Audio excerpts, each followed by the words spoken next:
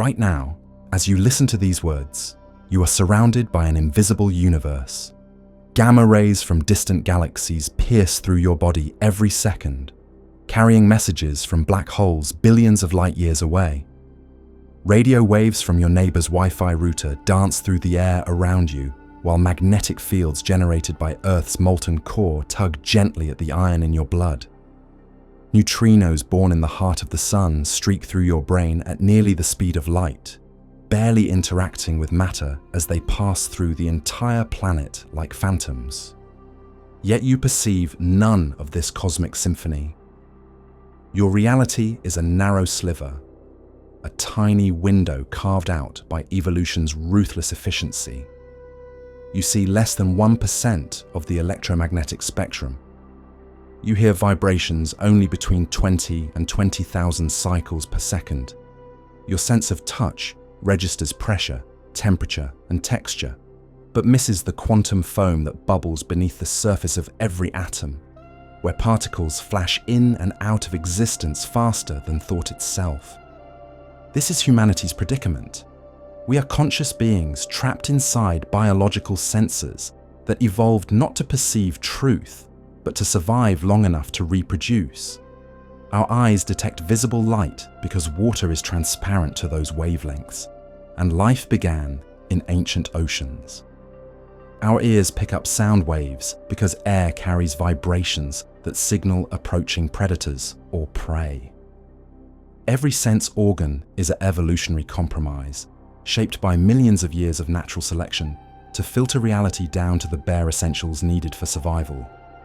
But what lies beyond these filters? What happens at the very edge of everything we can know, measure, or imagine? This question has haunted human consciousness since our ancestors first gazed up at the star-filled night sky and wondered what lay beyond the furthest points of light. It drove ancient Greek philosophers to speculate about atoms and the void. It pushed medieval Islamic scholars to calculate the size of Earth and map the motion of planets.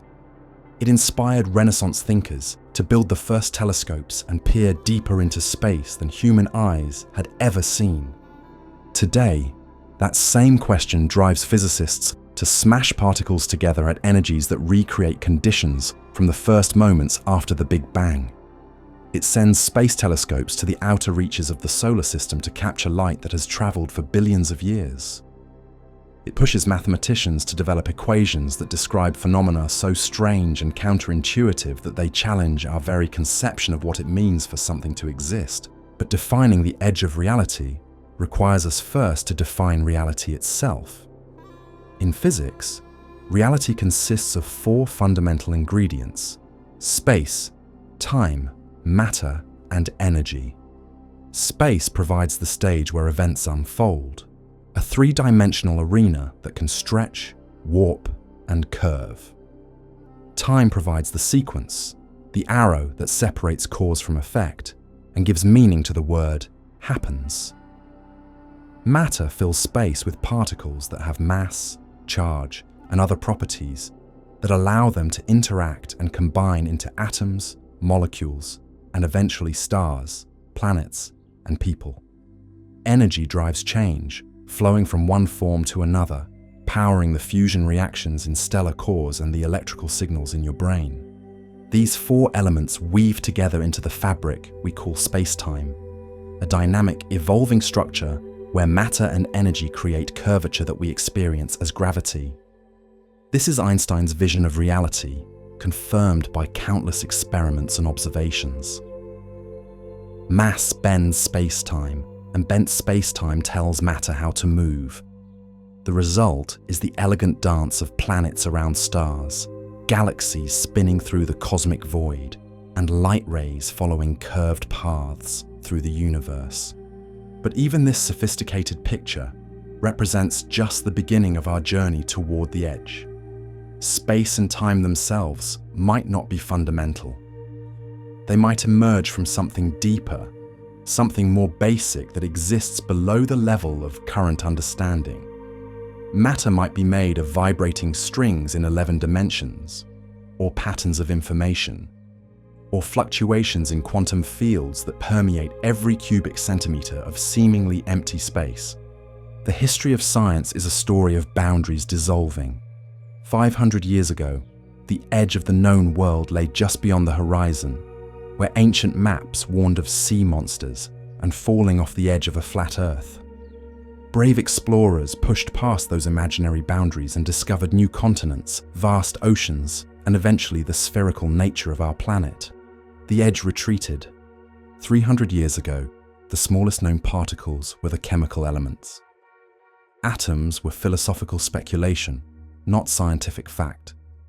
Then microscopes revealed cells, bacteria, and eventually the molecular machinery of life.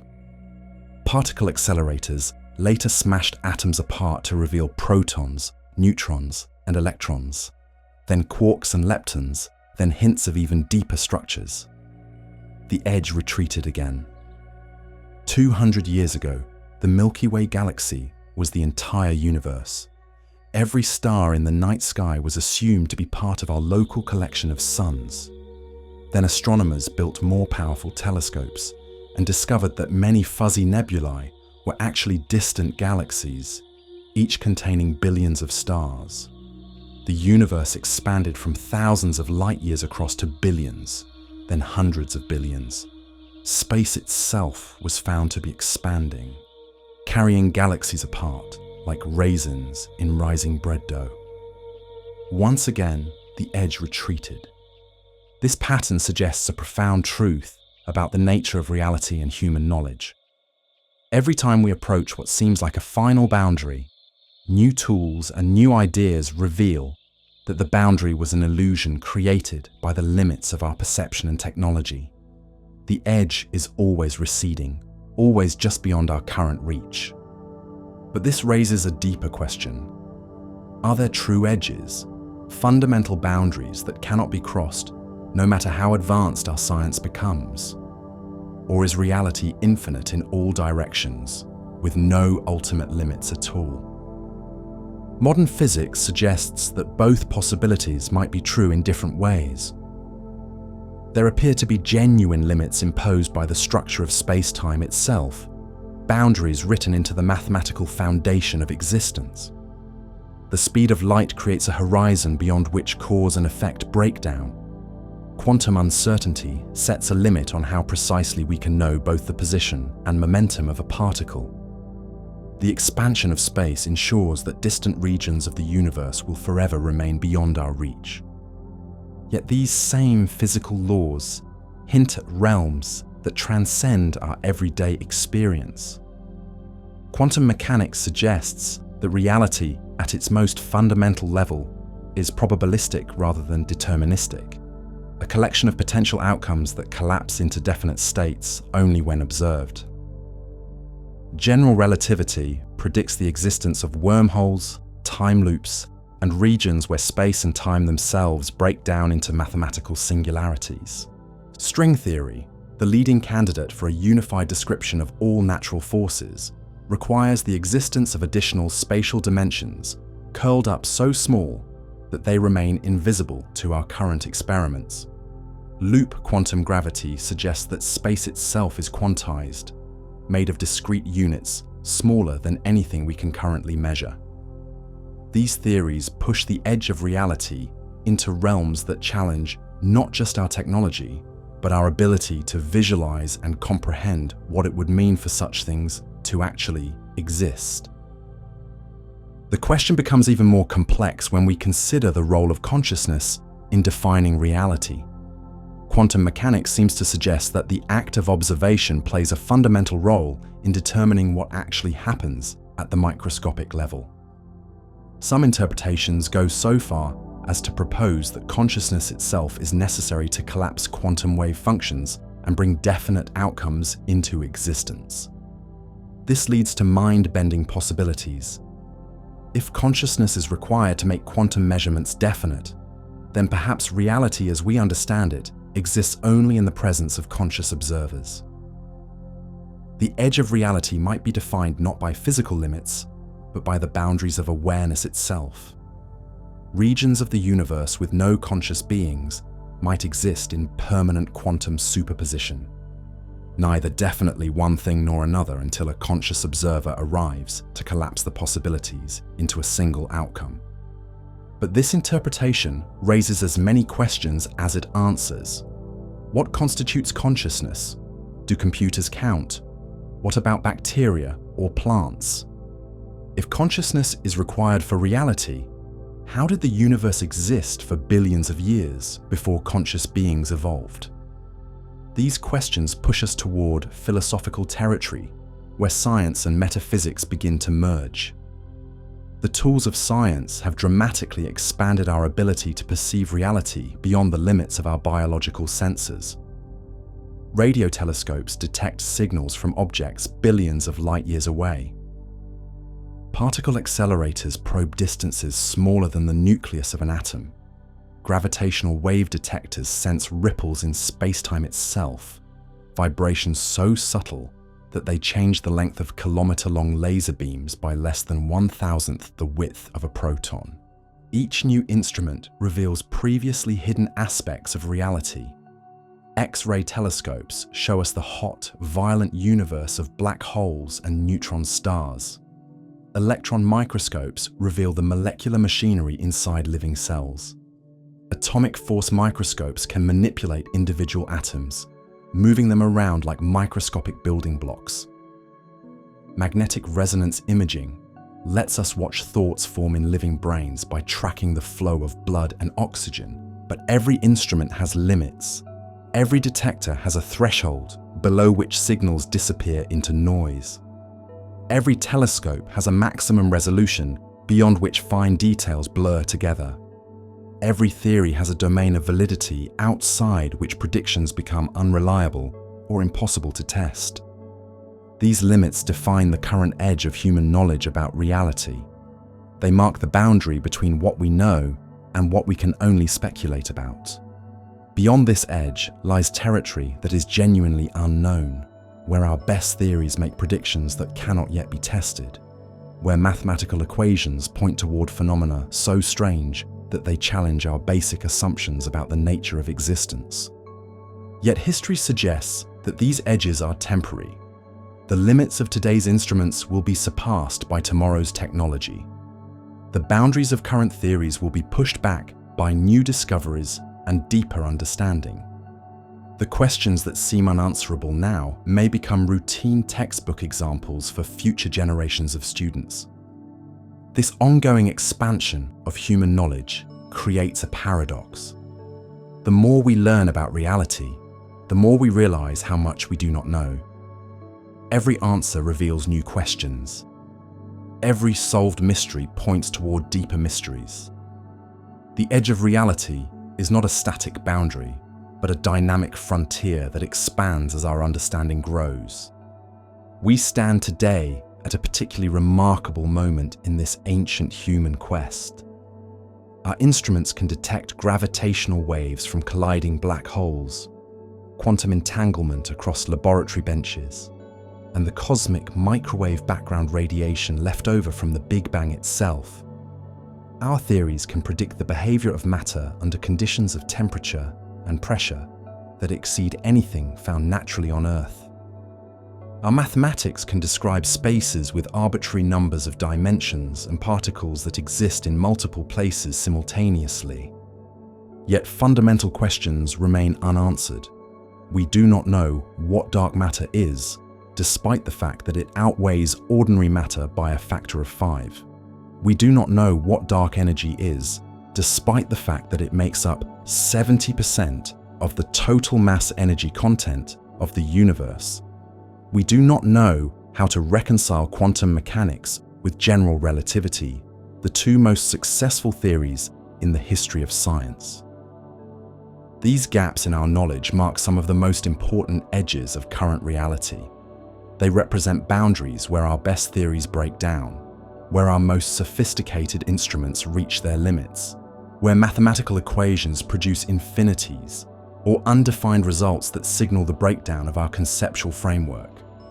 But perhaps the most profound edge lies not in the distant cosmos or the quantum realm, but in the nature of the boundary itself. What does it mean for reality to have an edge? Does the question even make sense? Or does it reflect limitations in human language and thought that prevent us from properly conceptualizing what lies beyond experience? The journey toward these edges reveals as much about human nature as it does about the nature of reality itself. We are creatures driven by curiosity, compelled to explore and understand, unable to accept that some questions might be permanently beyond our reach. This drive has lifted us from ignorant animals scratching out survival on the African savanna to technological beings capable of detecting ripples in space-time and manipulating individual atoms. Yet, that same drive may be leading us toward limits that cannot be transcended. There may be edges to reality that are not temporary boundaries waiting to be crossed, but fundamental features of existence itself. The question of what happens at these edges may be the deepest question we can ask, the ultimate test of human ingenuity and imagination.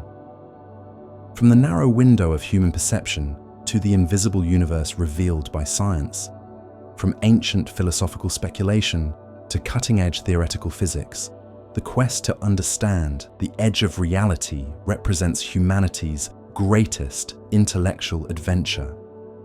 It is a journey that has already transformed our understanding of ourselves and our place in the cosmos, and it promises to continue revealing surprises that challenge our most basic assumptions about what it means to exist.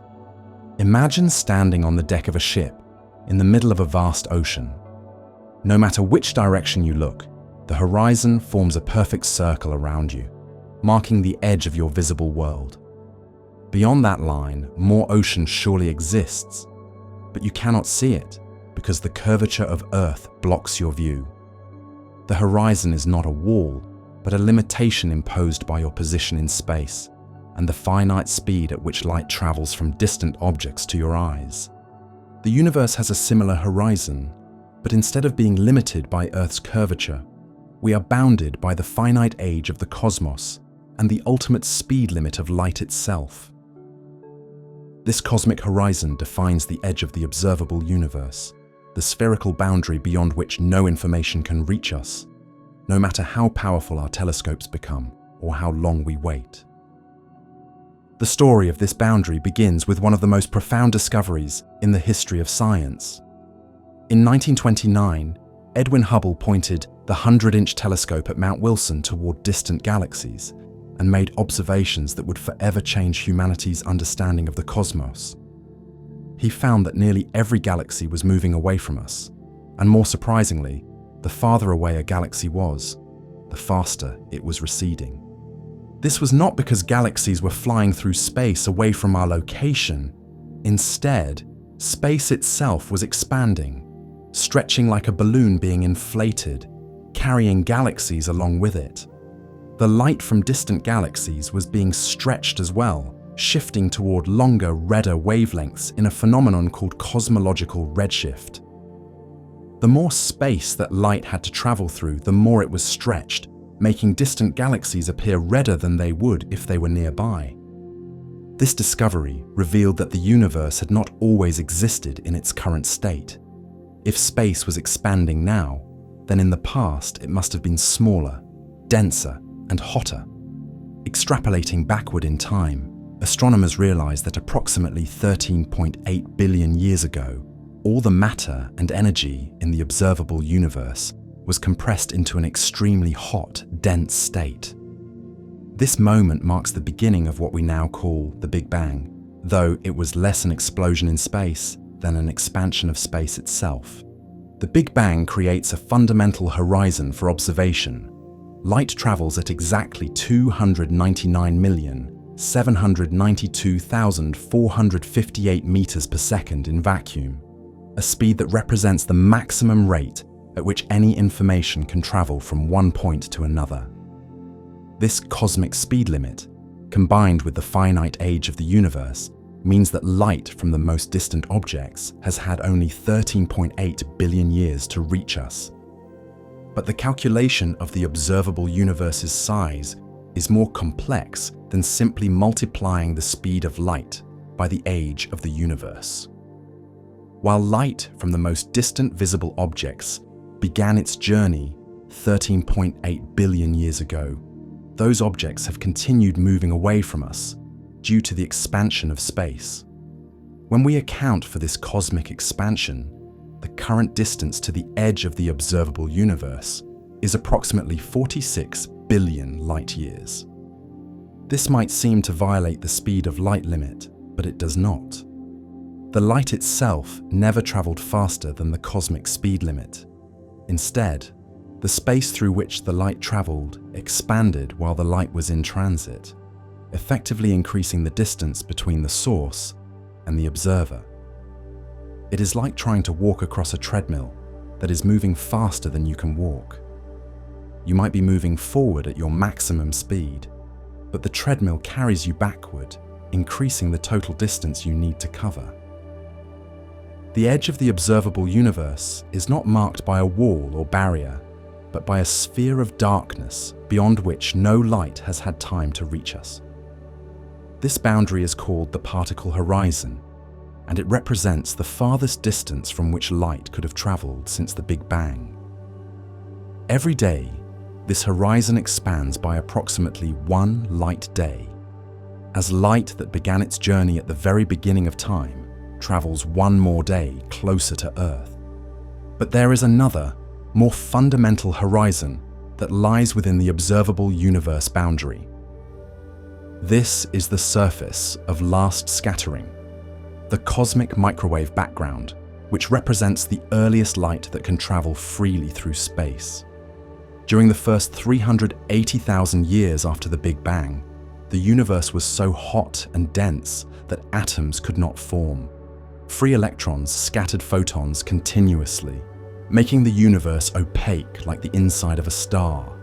Then, as the universe expanded and cooled, protons and electrons combined to form neutral hydrogen atoms in an event called recombination. With free electrons no longer available to scatter photons, the universe suddenly became transparent, and light could travel freely through space for the first time.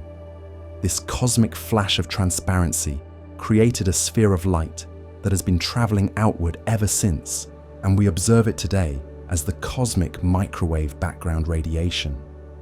The cosmic microwave background appears in every direction we look, a faint glow with a temperature of approximately 2.7 degrees above absolute zero. This radiation carries information about the state of the universe when it was only 380,000 years old, making it the oldest light we can observe. It provides a direct snapshot of cosmic conditions when the universe was roughly 1,000 times smaller and hotter than it is today. Maps of the cosmic microwave background reveal tiny temperature fluctuations, variations of only a few millionths of a degree that represent the seeds from which all large-scale structure in the universe eventually grew. Regions that were slightly denser than average eventually collapsed under their own gravity to form the first stars and galaxies. Regions that were slightly less dense became the vast voids that separate galaxy clusters today. These fluctuations in the cosmic microwave background represent the most distant structures we can observe. Imprints of quantum fluctuations that were stretched to cosmic scales during a brief period of exponential expansion called inflation that occurred in the first tiny fraction of a second after the Big Bang. The cosmic microwave background thus provides a window into processes that occurred when the universe was younger than a trillionth of a trillionth of a trillionth of a second old. Beyond the surface of last scattering lies a period called the cosmic dark ages, when the universe contained no stars, no galaxies, and no sources of light except the fading afterglow of the Big Bang itself. During this era, the first hydrogen and helium atoms were forming, but gravity had not yet had time to collapse matter into dense enough concentrations to ignite nuclear fusion. The universe was filled with neutral gas at temperatures of a few thousand degrees, warm compared to today, but far too cool to produce visible light. The Dark Ages ended when the first stars began to shine, perhaps 100 million years after the Big Bang. These primordial stars were massive, short-lived giants made almost entirely of hydrogen and helium. They burned through their nuclear fuel quickly and died in spectacular supernova explosions that scattered the first heavy elements into space, providing the raw materials for planets and eventually life. The light from these first stars began the process of reionization, splitting neutral hydrogen atoms back into protons and electrons and making the universe transparent to different wavelengths of light. This epoch of reionization represents another kind of boundary in cosmic history, marking the transition from a universe of neutral gas to one filled with ionized plasma and shining stars. Advanced telescopes like the James Webb Space Telescope are now pushing back the frontier of observation, detecting light from galaxies that formed when the universe was only a few 100 million years old. These ancient galaxies appear as they were in the cosmic dawn, when the first large structures were taking shape and heavy elements were being forged in stellar cores for the first time. But even the most powerful telescopes cannot see beyond the cosmic microwave background. This radiation represents an absolute observational horizon, a boundary beyond which electromagnetic radiation cannot provide information about earlier cosmic epochs. The universe before recombination is forever hidden behind this wall of light, accessible only through indirect means like gravitational waves or hypothetical particles that might have been produced in the very early universe. The expansion of space creates another kind of horizon that will become increasingly important in the far future. Not only is space expanding, but the expansion itself is accelerating, driven by a mysterious component called dark energy that makes up approximately 70% of the universe's total mass energy content. This acceleration means that galaxies are moving away from us at ever-increasing speeds. Eventually, distant galaxies will be carried away so fast that their light can never reach us, no matter how long we wait. These objects will cross what is called the event horizon for our cosmic neighborhood, disappearing forever from our observable universe. In the far future, an astronomer living in our galaxy will see a much smaller universe, containing only the local group of galaxies bound together by gravity strongly enough to resist the cosmic expansion. This cosmic event horizon is analogous to the event horizon around a black hole, but instead of being created by intense gravity, it is created by the accelerating expansion of space itself. Objects that cross this boundary become causally disconnected from us, meaning that no information can ever travel between us and them, regardless of how much time passes. The accelerating expansion also affects how we measure distances in the universe. When astronomers say that a galaxy is 10 billion light-years away, they might mean the distance light has traveled, the distance the galaxy was from us when the light was emitted, or the current distance to the galaxy, accounting for cosmic expansion. These three distance measures can differ by factors of several, making it crucial to specify which definition is being used. The most distant confirmed galaxy observed to date, designated GNZ11, has light that has traveled for approximately 13.4 billion years to reach us. But due to cosmic expansion, this galaxy is currently estimated to be approximately 32 billion light-years away from us. The galaxy appears as it was when the universe was only 400 million years old, just 3% of its current age. These extreme distances push against the fundamental limits of observation. The redshift of light from such distant objects stretches infrared radiation into the microwave portion of the spectrum, requiring specialized detectors cooled to temperatures just a few degrees above absolute zero. The light collecting power needed to detect individual galaxies at these distances requires telescopes with mirrors several meters in diameter and observation times of many hours. But even perfect telescopes with unlimited size and sensitivity would eventually encounter absolute limits. The cosmic microwave background represents one such limit for electromagnetic observations. Gravitational wave detectors might eventually reach back to even earlier times, potentially detecting ripples in space-time produced during cosmic inflation itself. But even these signals would fade into quantum noise at some fundamental threshold. The edge of the observable universe also raises profound questions about what lies beyond. If space extends infinitely in all directions, then the total universe is vastly larger than the portion we can see. There might be regions of space where physical conditions are completely different from anything in our observable volume, places where the laws of physics take different forms, or where matter is organized in ways we cannot imagine. Some theories suggest that our observable universe is just one bubble in a vast multiverse, where different regions have different physical constants, different numbers of spatial dimensions, or different types of fundamental particles. These other regions would be forever beyond our observation, separated from us by distances so vast that light from them could never reach us, even given infinite time. The cosmic horizon also affects how we think about the simultaneity of distant events. In Einstein's relativity, there is no universal definition of now that applies across cosmic distances.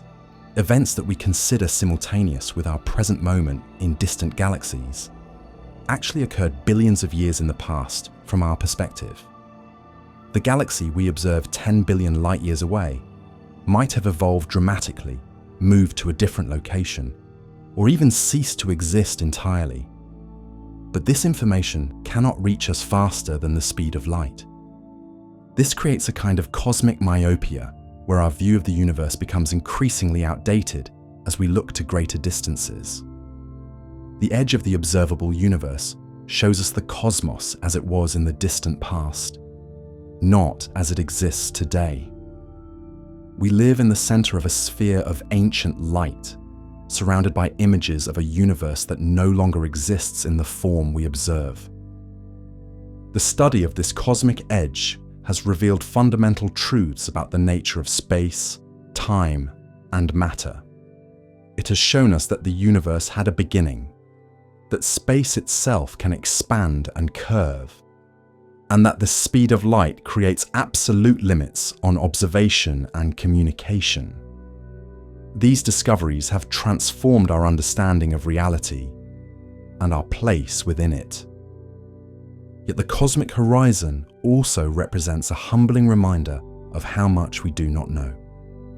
Beyond the edge of our observation lies a universe that is potentially infinite in size and unlimited in diversity.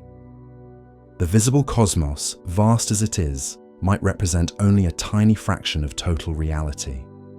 We are explorers on the shore of an infinite ocean, able to see only as far as the cosmic lighthouse of the Big Bang can illuminate the darkness beyond. If the cosmic horizon represents the largest scale at which reality becomes inaccessible to human observation, then quantum mechanics reveals the smallest scale where our classical intuitions about the nature of existence completely break down. At the quantum level, reality becomes probabilistic rather than deterministic. Particles exist in multiple states simultaneously, and the very act of measurement changes what we are trying to measure. This is not simply a limitation of our instruments or theories, but appears to be a fundamental feature of reality itself. The journey into quantum strangeness begins with light, the same phenomenon that creates our cosmic horizon. In 1900, Max Planck was studying the radiation emitted by hot objects when he made a discovery that would eventually revolutionize physics. He found that energy could only be absorbed or emitted in discrete packets, which he called quanta. This quantization was not a property of the objects themselves, but seemed to be built into the fabric of reality at the most fundamental level. Einstein extended this insight in 1905, when he explained the photoelectric effect by proposing that light itself comes in discrete particles called photons. This was revolutionary because light had been understood as a wave phenomenon for over a century. Young's double-slit experiment had conclusively demonstrated that light creates interference patterns, a distinctly wave-like behavior. Yet Einstein's photons behaved like particles, carrying specific amounts of energy and momentum. This wave-particle duality became even more mysterious when physicists discovered that electrons, which had always been considered particles, also exhibited wave-like properties. In 1927, Clinton Davison and Lester Germer fired electrons at a crystal surface and observed interference patterns identical to those created by light waves. Matter itself seemed to have a wave-like nature at the quantum scale. The mathematical description of this quantum world was developed by scientists like Niels Bohr, Werner Heisenberg, and Erwin Schrödinger in the 1920s. Their equations could predict the statistical behavior of quantum systems with extraordinary precision, but they revealed a reality that defied common sense. Particles did not have definite positions and velocities until they were measured. Instead, they existed as probability clouds, mathematical descriptions of where a particle might be found if someone looked for it. This probabilistic nature of quantum mechanics leads to one of the most fundamental limits in physics, Heisenberg's uncertainty principle. This principle states that there is a fundamental limit to how precisely we can simultaneously know both the position and momentum of a particle. The more accurately we measure where a particle is, the less accurately we can know how fast it is moving and in which direction. This is not due to imperfect instruments, but represents an absolute boundary imposed by the quantum nature of reality itself. The uncertainty principle can be expressed mathematically using Planck's constant, a tiny number that sets the scale for quantum effects. Planck's constant has a value of approximately 6.6 times 10 to the negative 34 joule seconds. This number might seem arbitrarily small, but it represents one of the most important physical constants in the universe, defining the boundary between the classical world of everyday experience and the quantum realm, where particles behave according to probability rather than certainty. Using Planck's constant, physicists have identified natural units for measuring the smallest meaningful scales in the universe. The Planck length, approximately 1.6 times 10 to the negative 35 meters, represents the distance scale below which our current understanding of space and time breaks down completely. This is unimaginably small, roughly 10 to the 20 times smaller than the diameter of a proton, which is itself far smaller than anything we can directly observe. At the Planck scale, quantum fluctuations in the fabric of space-time itself become significant. Empty space is not actually empty, but filled with virtual particles that constantly pop into existence and annihilate each other in timescales shorter than the Planck time, which is approximately 5.4 times 10 to the negative 44 seconds. These quantum fluctuations create what physicists call the quantum foam, a seething ocean of virtual particles and antiparticles that exists at the foundation of reality. The concept of quantum foam suggests that space and time themselves might not be smooth and continuous as they appear at larger scales, but rather discrete and granular at the Planck level. Just as matter is composed of atoms despite appearing smooth to our senses, space-time itself might be made of indivisible units, quantum pixels in the fabric of reality. Some theories of quantum gravity propose that space consists of discrete loops or networks, with area and volume quantized in units of the Planck length squared and cubed respectively. These quantum fluctuations have measurable effects, even in our macroscopic world. The Casimir effect demonstrates that empty space between two metal plates contains less energy than empty space in the open, creating a tiny attractive force between the plates. This force has been measured in laboratory experiments and is now used in some micromechanical devices.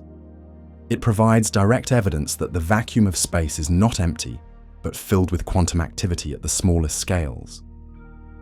Virtual particles also play crucial roles in fundamental interactions. The electromagnetic force between charged particles is mediated by virtual photons that are constantly being exchanged between the charges. The strong nuclear force that holds atomic nuclei together is carried by virtual particles called gluons. Even gravity, according to quantum theories, should be mediated by virtual particles called gravitons, though these have never been directly detected. The uncertainty principle also applies to energy and time, creating another fundamental limit at the quantum scale. Virtual particles can borrow energy from the vacuum and exist for brief periods before returning that energy and disappearing. The more energy they borrow, the shorter they can exist. This energy-time uncertainty relationship allows processes that would be impossible in classical physics, such as particles tunneling through energy barriers that they do not have enough energy to overcome. Quantum tunneling occurs when a particle encounters a barrier that is higher than the particle's energy.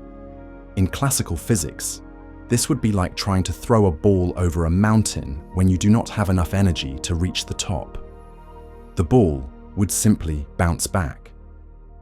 But in quantum mechanics, there is always a probability that the particle will appear on the other side of the barrier, as if it had tunneled through the mountain rather than going over it. This tunneling effect is not just a theoretical curiosity, but plays essential roles in many natural processes. Nuclear fusion in the Sun relies on quantum tunneling to allow protons to overcome the electrical repulsion between their positive charges and get close enough for the strong nuclear force to bind them together. Without quantum tunneling, stars could not shine, and life as we know it would be impossible. Modern technology also depends critically on quantum tunneling.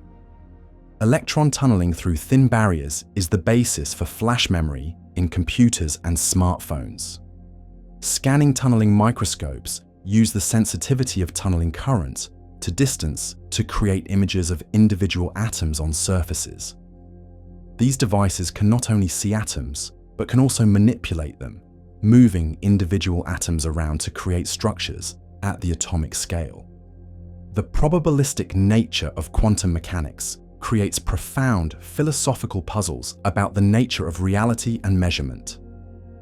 Before a quantum system is measured, it exists in a superposition of all possible states simultaneously. An electron can be spinning both clockwise and counterclockwise at the same time. A photon can be traveling through both slits in a double-slit experiment simultaneously.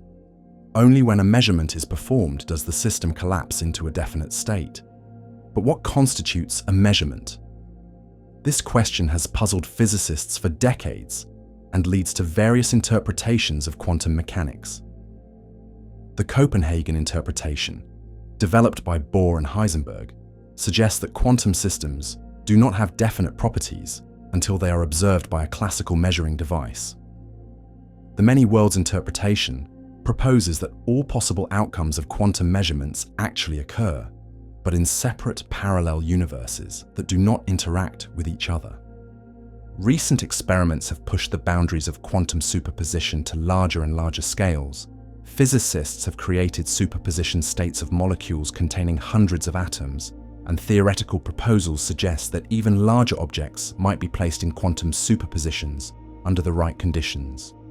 The boundary between the quantum and classical worlds appears to be not a sharp line, but a gradual transition that depends on the complexity of the system and its interaction with the environment.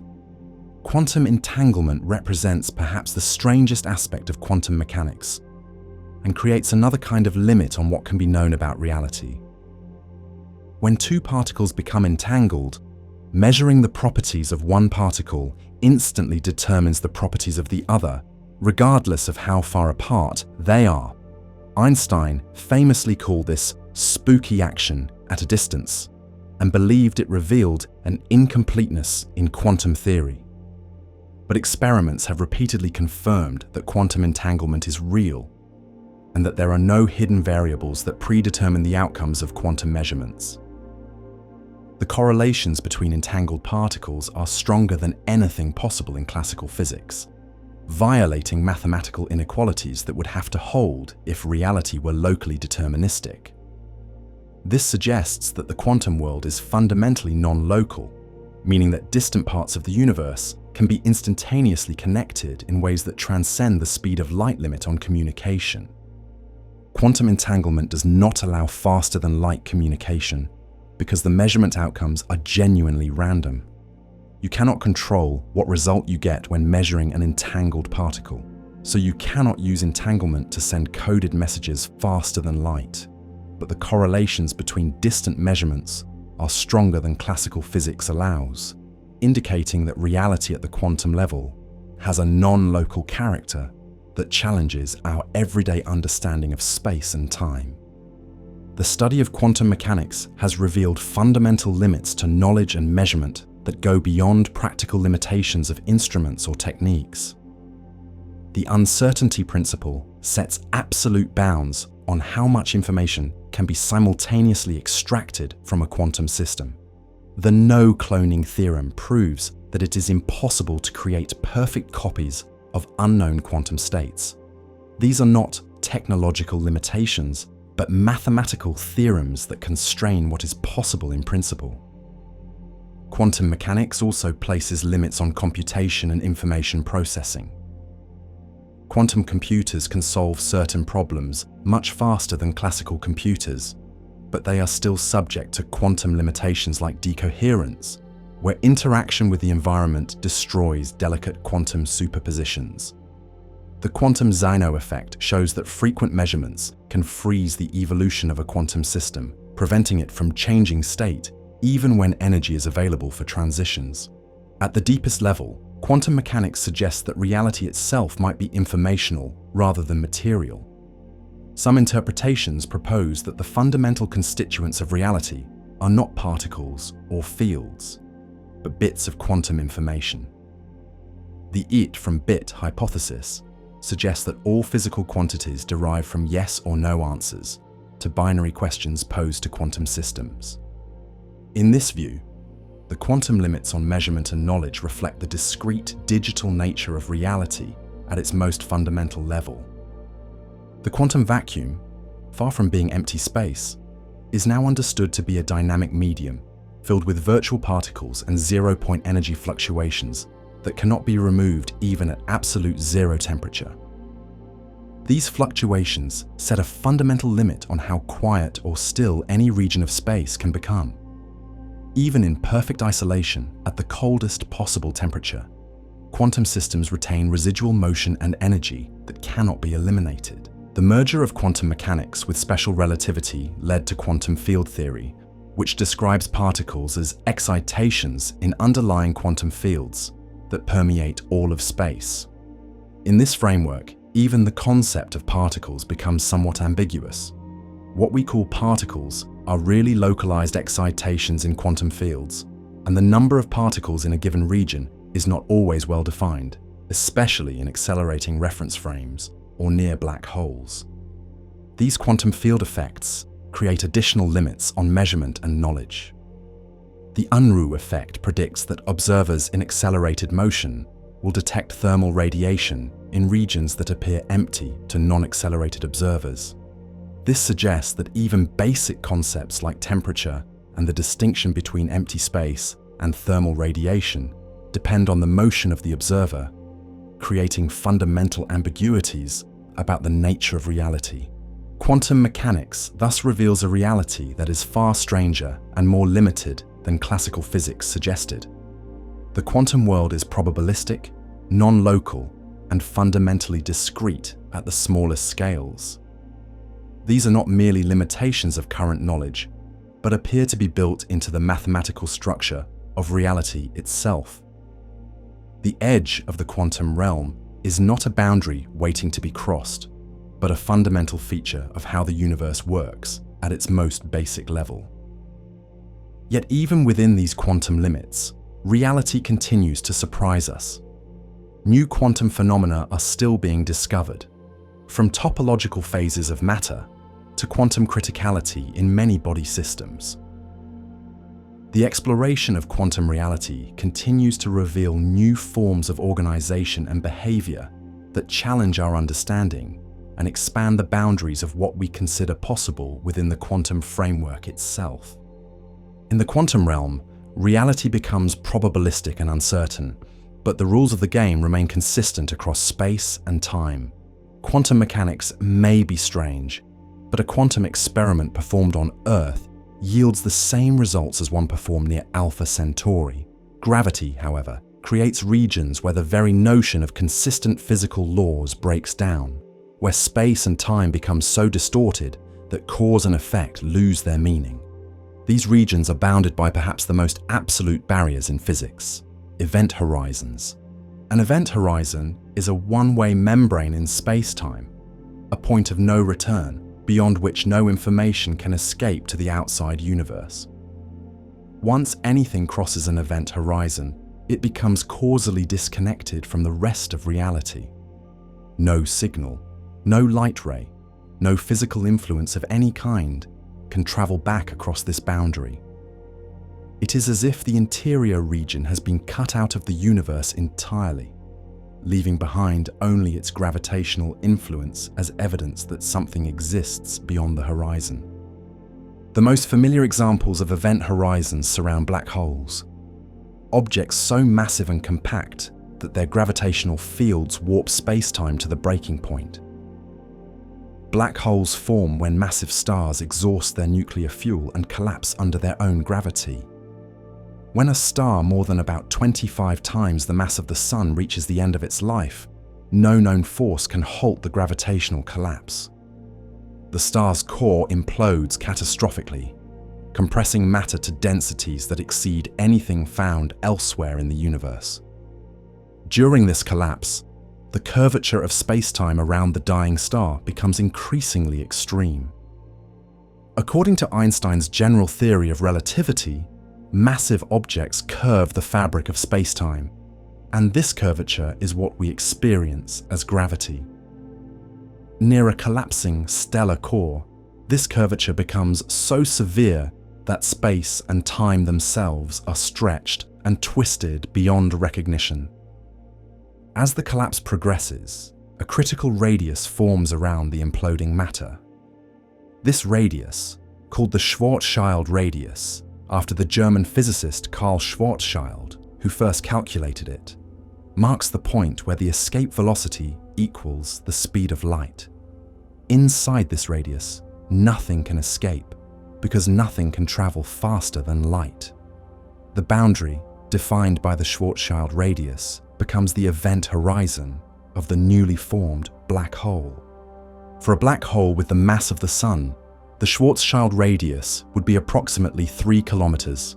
Earth's entire mass compressed to this density would create a black hole with an event horizon roughly 9 millimeters in radius, smaller than a marble.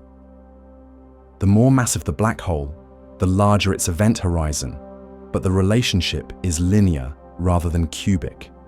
Double the mass and you double the radius, not the volume. The formation of an event horizon creates a fundamental discontinuity in the flow of information through the universe. From the perspective of an outside observer, objects falling toward a black hole appear to slow down and redshift as they approach the event horizon. Time dilation becomes extreme, and the falling object's clock appears to run slower and slower compared to clocks far from the black hole. At the event horizon itself, time appears to stop completely from the outside perspective. This creates a paradox. The outside observer never actually sees anything cross the event horizon. Instead, infalling objects appear to freeze at the boundary, their light becoming progressively redder and fainter until it fades beyond detection. From this external viewpoint, the black hole appears to be surrounded by a thin shell of frozen matter that fell toward it throughout cosmic history, but never quite crossed the point of no return.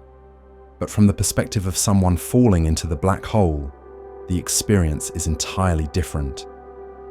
The falling observer feels nothing special when crossing the event horizon. Space and time remain locally normal, and the journey inward continues unimpeded.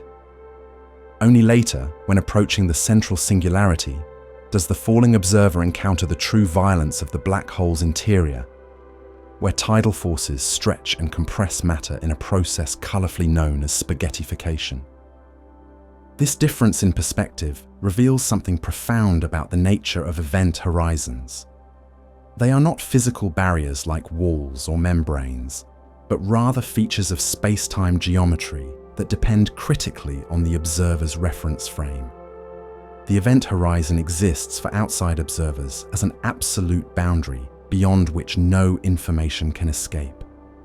But for infalling observers, the horizon is just another point in space, no more significant than any other until the singularity is reached. The interior of a black hole represents a region of space-time that is fundamentally disconnected from the rest of the universe. Whatever happens inside the event horizon cannot influence anything outside, no matter how much time passes. This creates a one-way flow of information that violates the time reversibility that characterizes most physical processes. Events inside the horizon are hidden from external observation, not temporarily, but permanently and absolutely. At the center of a black hole, general relativity predicts the existence of a gravitational singularity, a point where matter is compressed to infinite density and space-time curvature becomes infinite. The singularity represents a boundary of physical theory itself, a place where Einstein's equations break down and produce mathematical infinities that signal the limits of our current understanding of gravity and space-time. The singularity is hidden from outside view by the event horizon, a feature that led physicist Roger Penrose to formulate the cosmic censorship hypothesis. This principle suggests that singularities in general relativity are always hidden behind event horizons, preventing them from influencing the outside universe in ways that would violate causality or predictability. Naked singularities, if they existed, would represent regions where the laws of physics break down in full view of external observers. But black holes are not the only objects that can possess event horizons. Our expanding universe itself has a kind of event horizon that separates regions that can communicate with us from those that cannot. Due to the acceleration of cosmic expansion driven by dark energy, distant galaxies are receding from us at increasing speeds. Eventually, galaxies beyond a certain distance will be moving away so fast that light emitted from them today will never reach us, no matter how long we wait. This cosmic event horizon currently lies at a distance of approximately 16 billion light-years, significantly closer than the edge of the observable universe. Galaxies beyond this boundary will gradually disappear from view, not because they are destroyed, but because the expansion of space prevents their light from ever reaching us. In the far future, observers in our galaxy will see a much smaller universe containing only the local group of galaxies that are gravitationally bound together strongly enough to resist cosmic expansion. Event horizons also play crucial roles in more exotic space-time geometries predicted by general relativity. Wormholes, if they exist, would be tunnels through space-time that connect distant regions of the universe or even separate universes entirely. But traversable wormholes would require exotic matter with negative energy density to keep them open, and they would likely possess event horizons that make travel through them a one-way journey. The study of event horizons has revealed deep connections between gravity, thermodynamics, and quantum mechanics. In 1974, Stephen Hawking made the surprising discovery that black holes are not completely black, but actually emit thermal radiation due to quantum effects near the event horizon. This Hawking radiation arises from virtual particle pairs that are constantly created and destroyed in the quantum vacuum near the horizon. Normally, virtual particle pairs annihilate each other almost immediately after formation. But near an event horizon, one member of a virtual pair can fall into the black hole, while the other escapes to infinity. The escaping particle becomes real, carrying away energy and causing the black hole to slowly evaporate. This process is incredibly slow for stellar mass black holes, taking longer than 10 to the 67 years for a solar mass black hole to completely evaporate. But it establishes a fundamental connection between gravity and quantum mechanics. Hawking radiation creates a profound puzzle known as the information paradox. Quantum mechanics requires that information be conserved in all physical processes.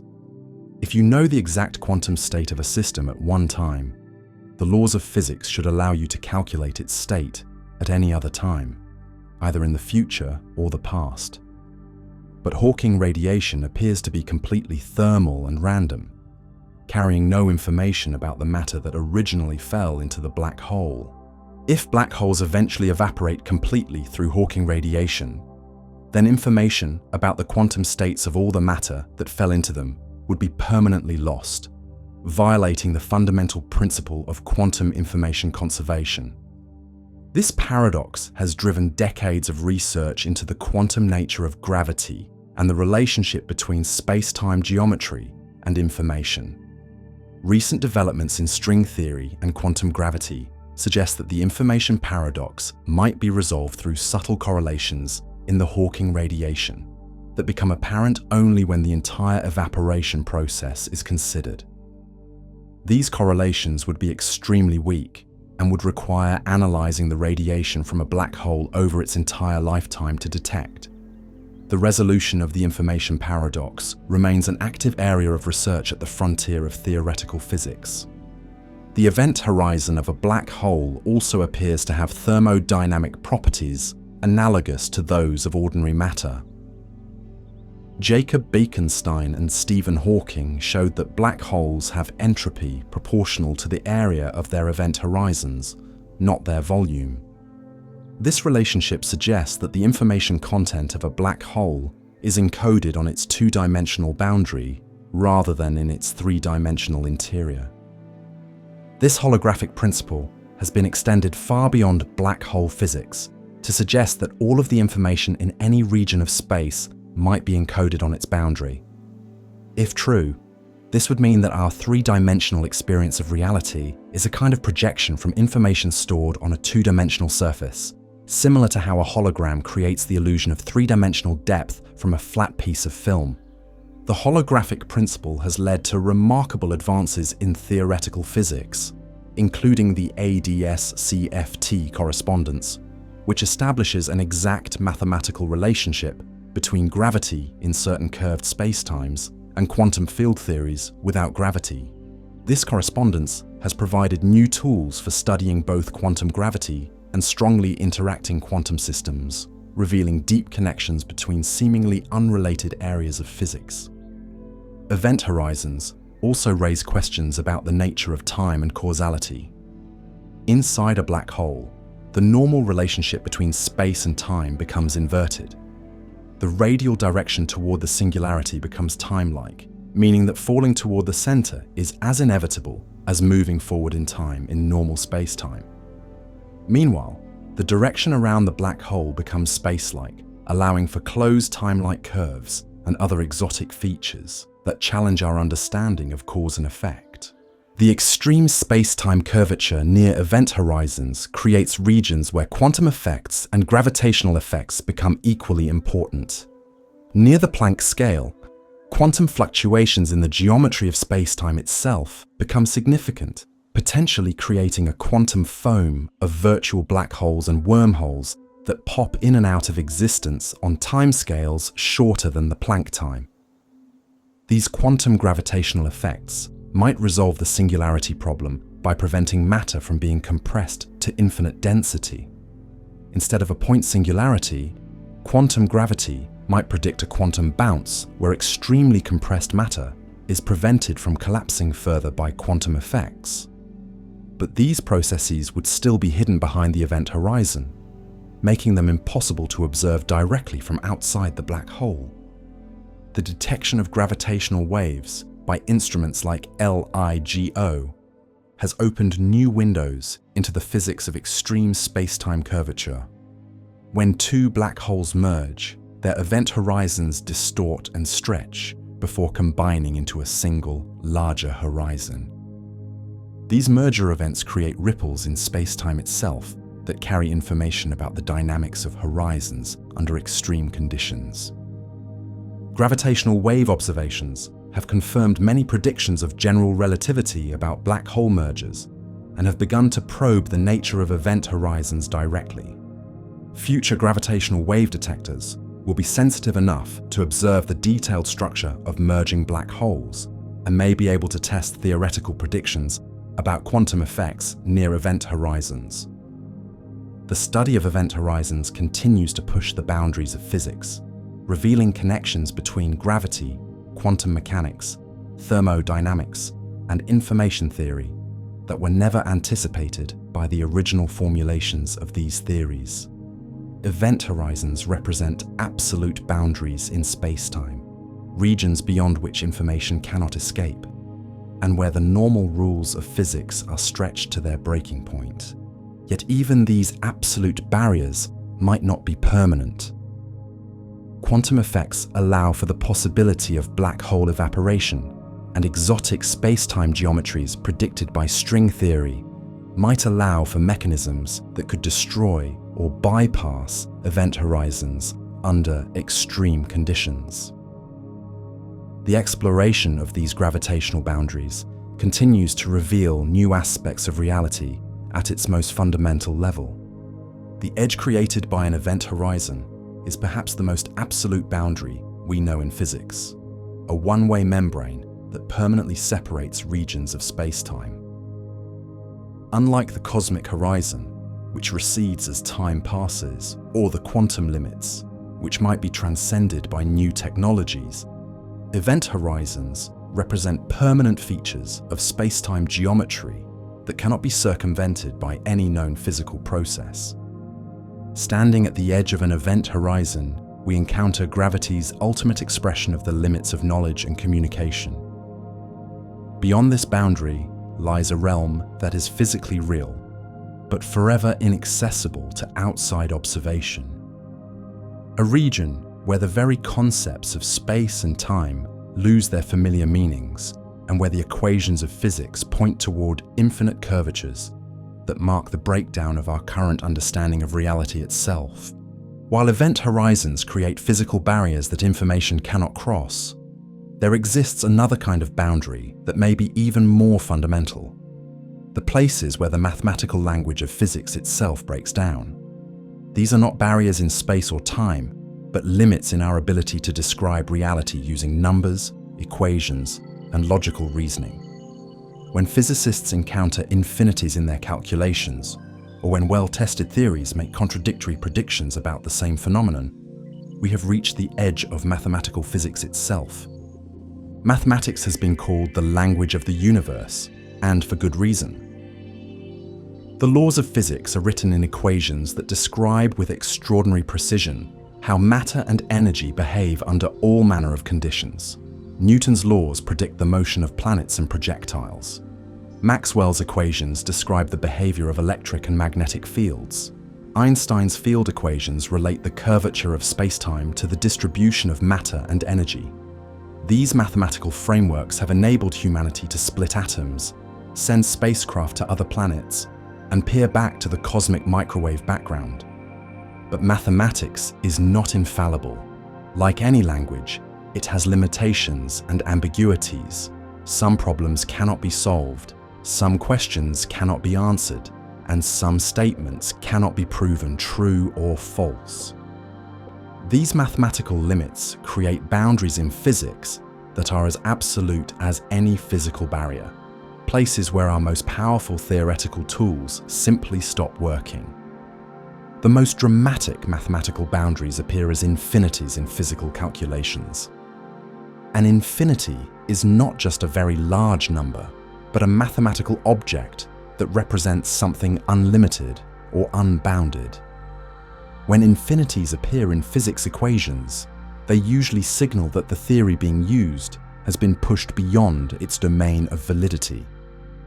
The equations are trying to describe a situation they were never designed to handle, and the mathematical machinery breaks down. Consider what happens when we use Einstein's general relativity to describe the center of a black hole. As matter collapses under its own gravity, the density increases without limit.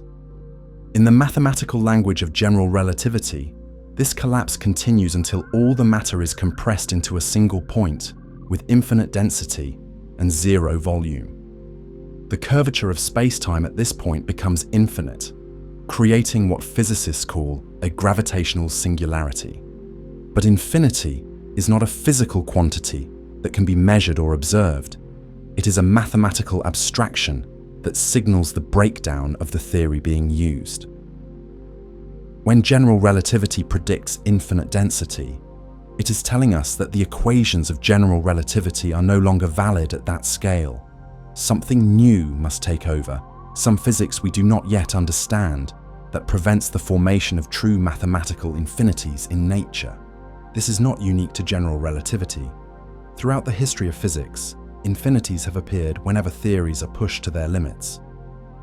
In the early days of quantum field theory, calculations of simple processes like electron scattering yielded infinite results. These infinities were not just mathematical curiosities, but serious obstacles that threatened to make the entire theory meaningless. The resolution came through a process called renormalization, one of the most subtle and powerful techniques in theoretical physics. Renormalization does not eliminate the infinities, but rather reorganizes the theory so that the infinite quantities are absorbed into parameters that cannot be calculated from first principles, but must be measured experimentally. This might seem like cheating, but it works with astonishing precision. The process of renormalization reveals something profound about the structure of physical theories. It suggests that physics is fundamentally about relationships between measurable quantities rather than absolute values. The infinite contributions that appear in quantum field theory calculations represent unobservable effects that occur at arbitrarily high energies or small distances. By systematically removing these unobservable infinities, renormalization reveals the finite, measurable predictions that can be compared with experiment. Quantum electrodynamics, the theory that describes how light interacts with matter, provides perhaps the most spectacular success of renormalization. After the infinite terms are properly handled, the theory makes predictions that agree with experimental measurements to more than 10 decimal places.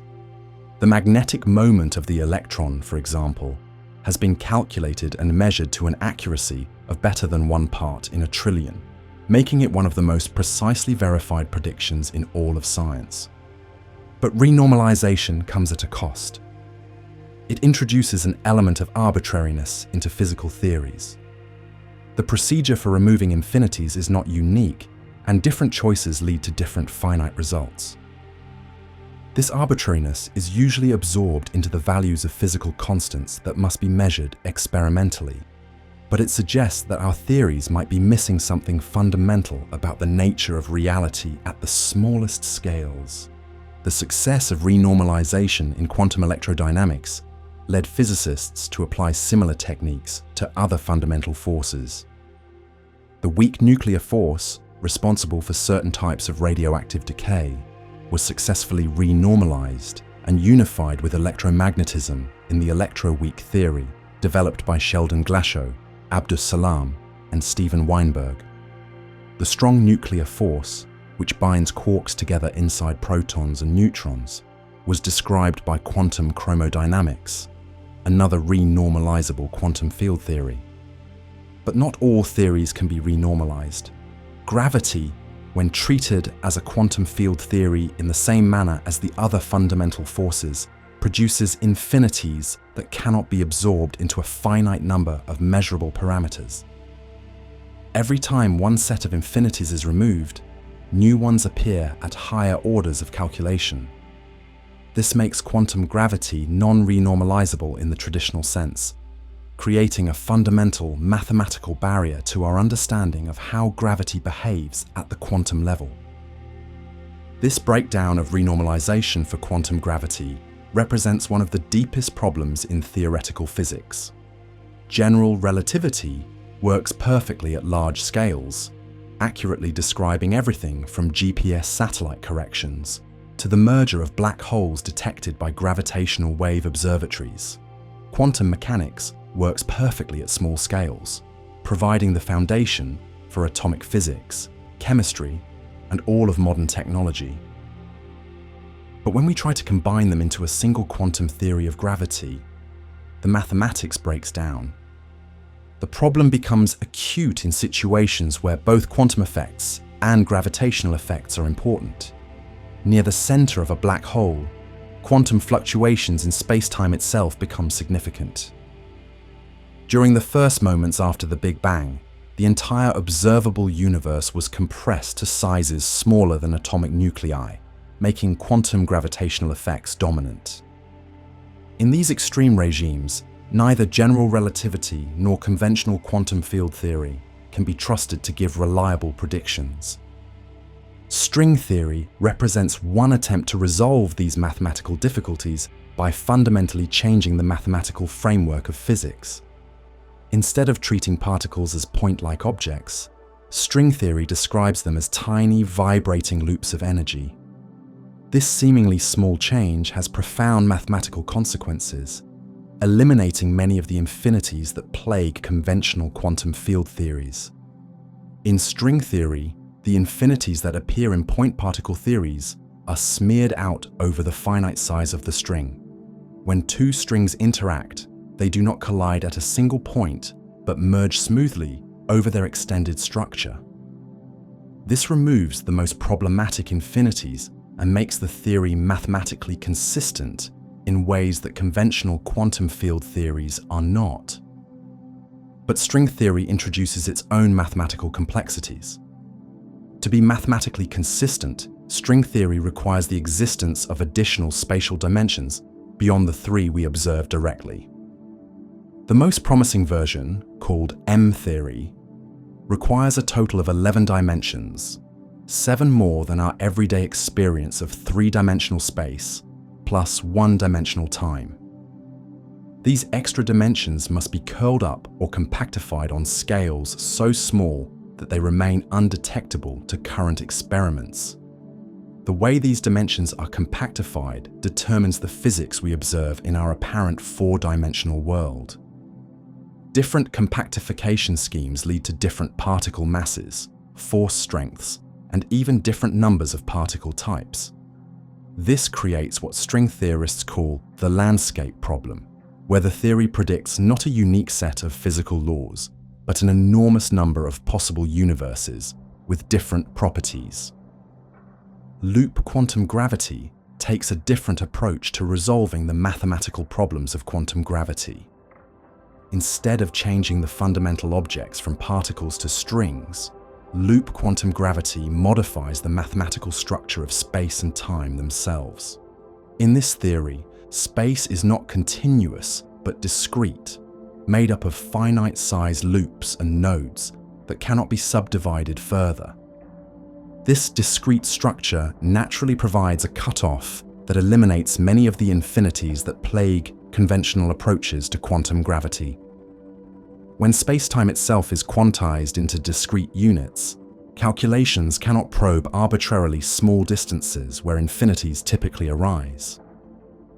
The theory predicts that black hole singularities are replaced by quantum bounces, where extremely compressed matter rebounds, rather than collapsing to infinite density. But loop quantum gravity faces its own mathematical challenges. The discrete structure that eliminates infinities also makes the theory extremely difficult to calculate with. Even simple problems become computationally intractable when space and time are broken down into their quantum components. Making contact with the smooth space-time of general relativity requires taking limits that are mathematically subtle and not always well-defined. The mathematical boundaries of physics also appear in more subtle forms. Chaos theory reveals that some physical systems are fundamentally unpredictable, not because they are random, but because their future evolution depends so sensitively on initial conditions that any uncertainty, no matter how small, grows exponentially with time. This creates a practical limit on prediction that cannot be overcome by more powerful computers or more precise measurements. The three-body problem in celestial mechanics provides a classic example of these mathematical limits.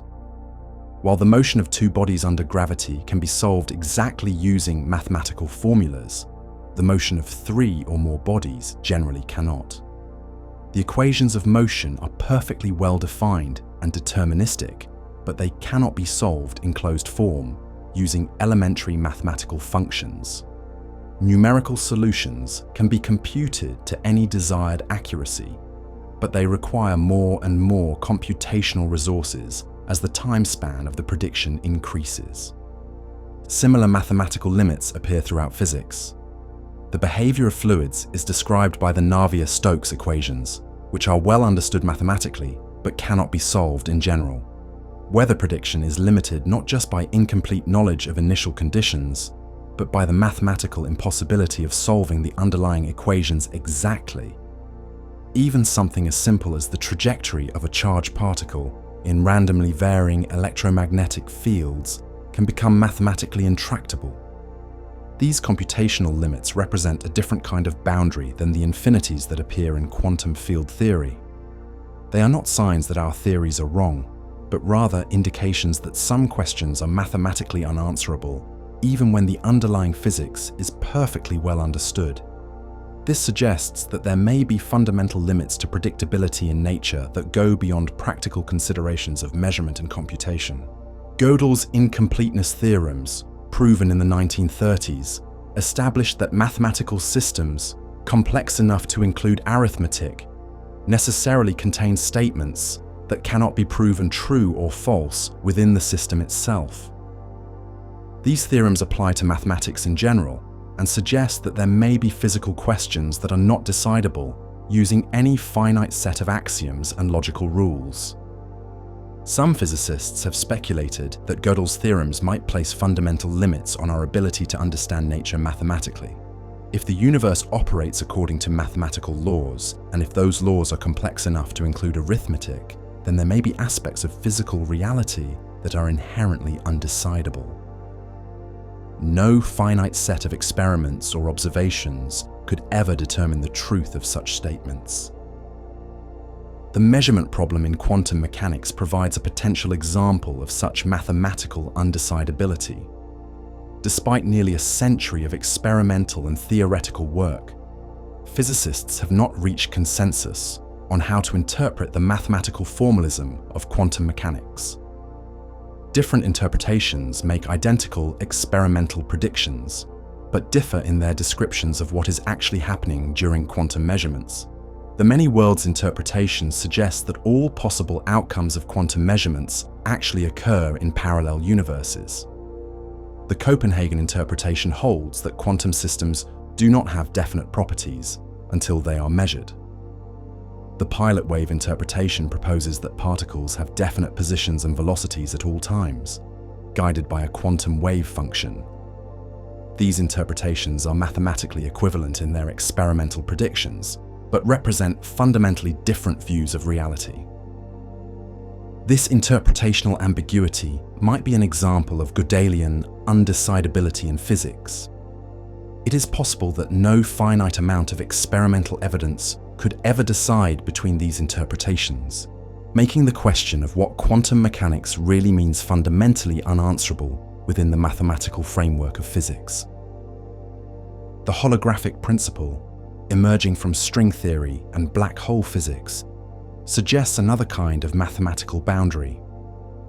If the information content of any region of space is encoded on its boundary rather than in its interior, then our three-dimensional experience of reality might be a kind of mathematical projection from a more fundamental two-dimensional description. This possibility raises profound questions about the relationship between mathematical description and physical reality. If the fundamental description of physics is two-dimensional, then is our experience of three-dimensional space an illusion? Or is three-dimensional space equally real, just mathematically equivalent to a different description? These questions push us toward philosophical territory where mathematics and metaphysics begin to merge. The study of mathematical boundaries in physics reveals both the power and the limitations of mathematical description. Mathematics has proven to be an extraordinarily effective tool for understanding and predicting natural phenomena, but it is not omnipotent. There are mathematical limits to what can be calculated, proven, or even meaningfully asked within any given theoretical framework. These mathematical boundaries represent a different kind of edge than the physical boundaries we have explored in previous chapters. They are not barriers in space or time, but limits in the logical structure of reasoning itself. When we encounter these boundaries, we are not just reaching the edge of current knowledge, but potentially the edge of what can ever be known using mathematical methods. Yet the history of physics suggests that mathematical boundaries, like physical ones, may not be permanent. New mathematical techniques and frameworks have repeatedly dissolved barriers that once seemed absolute. Non-Euclidean geometry enabled general relativity. Complex analysis made quantum mechanics possible. Category theory and differential topology are providing new tools for string theory and quantum field theory. The mathematical boundaries we face today may be signs not of permanent limits, but of the need for new mathematical languages that can describe reality in ways we have not yet imagined. The edge of mathematical physics may itself be an evolving frontier, waiting for the next mathematical revolution to push it back into previously uncharted territory. While mathematical boundaries reveal the limits of theoretical reasoning, experimental physics faces its own frontiers, where the practical realities of measurement and observation create barriers that may be even more constraining than mathematical abstractions. These experimental limits are not failures of imagination or technique, but fundamental constraints imposed by the laws of physics themselves, the finite resources available to human civilization, and the inherent limitations of any measuring apparatus operating within the universe it seeks to understand. The most fundamental experimental limit arises from the quantum mechanical relationship between energy and distance. To probe smaller structures, physicists must use particles with shorter wavelengths, which according to quantum mechanics requires higher energies. The de Broglie wavelength of a particle is inversely proportional to its momentum, so examining details at the scale of atomic nuclei requires particles with energies of millions of electron volts. Probing the internal structure of protons and neutrons demands billions of electron volts. Investigating the Planck scale would require energies so enormous that they exceed anything achievable with conceivable technology. The Large Hadron Collider, currently the most powerful particle accelerator on Earth, can accelerate protons to energies of 13 trillion electron volts. This represents an extraordinary technological achievement, requiring superconducting magnets cooled to temperatures colder than outer space, and accelerating chambers that maintain vacuums better than those found between galaxies. Yet even this immense machine can probe distances only down to about 10 to the minus 19 meters, still 16 orders of magnitude larger than the Planck length where quantum gravity effects become important. Building an accelerator capable of reaching Planck scale energies would require a machine larger than the solar system. The energy needed to accelerate a single particle to these levels would be equivalent to the energy contained in several gallons of gasoline, concentrated into a space smaller than an atomic nucleus. Such energies would likely create microscopic black holes that would evaporate immediately through Hawking radiation, making the results of the experiment extremely difficult to interpret. But the energy requirements represent only one aspect of the experimental challenge. Detecting the products of ultra-high energy collisions requires instruments of extraordinary sensitivity and precision. Modern particle detectors are marvels of engineering that can track individual subatomic particles, measure their energies and momenta, and identify their types from the patterns they create as they interact with matter. Yet even these sophisticated devices have fundamental limits. The uncertainty principle places absolute bounds on how precisely any measurement can be performed. The act of measurement necessarily disturbs the system being measured, and this disturbance cannot be reduced below the level set by Planck's constant. This quantum limit means that there is a fundamental trade-off between the accuracy of position measurements and momentum measurements, regardless of how sophisticated the measuring apparatus becomes. Gravitational effects also impose experimental limits that become increasingly important as we probe smaller scales and higher energies. According to general relativity, any concentration of energy creates curvature in space-time. At extremely high energies, this curvature can become so severe that it affects the outcome of the very experiment designed to measure it. The measuring apparatus itself becomes part of the phenomenon being studied, making objective observation impossible in principle. The cosmic microwave background provides an example of observational limits that are imposed by the history of the universe itself rather than technological constraints. This radiation represents the oldest light that can travel freely through space, created when the universe was approximately 380,000 years old. Earlier epochs are hidden behind a wall of hot, opaque plasma that scattered light so effectively that no electromagnetic signals from that era can reach us directly. Future telescopes may become more sensitive and have better resolution, but they will never see electromagnetic radiation from earlier than the surface of last scattering. This represents an absolute observational horizon for conventional astronomy, a boundary that cannot be crossed by building larger mirrors or more sensitive detectors. Information about earlier cosmic epochs must be inferred indirectly through their effects on the cosmic microwave background, or through non-electromagnetic signals, like gravitational waves. Gravitational wave astronomy, pioneered by instruments like LIGO and Virgo, has opened new windows into previously inaccessible cosmic phenomena. These detectors can sense space-time distortions smaller than 1/10,000th the width of a proton, revealing the collision of black holes billions of years ago and billions of light-years away. Yet even gravitational wave detectors face fundamental limits. The sensitivity of gravitational wave interferometers is ultimately limited by quantum noise in the laser light used to measure distance changes. At low frequencies, thermal vibrations in the mirror suspensions create noise that masks weak gravitational wave signals.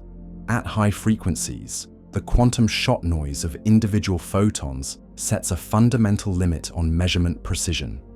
Advanced detector designs can optimize the trade-off between these noise sources, but they cannot eliminate the fundamental quantum limits. Astronomical observations face additional constraints imposed by the finite size and age of the universe, the expansion of space, and the limited number of photons that reach Earth from distant sources. Observing very distant galaxies requires collecting light over long periods with large telescopes. But even perfect instruments operating for unlimited time face absolute limits set by the number of photons emitted by the source and the fraction that happen to travel in Earth's direction. The inverse square law means that the brightness of astronomical sources decreases rapidly with distance.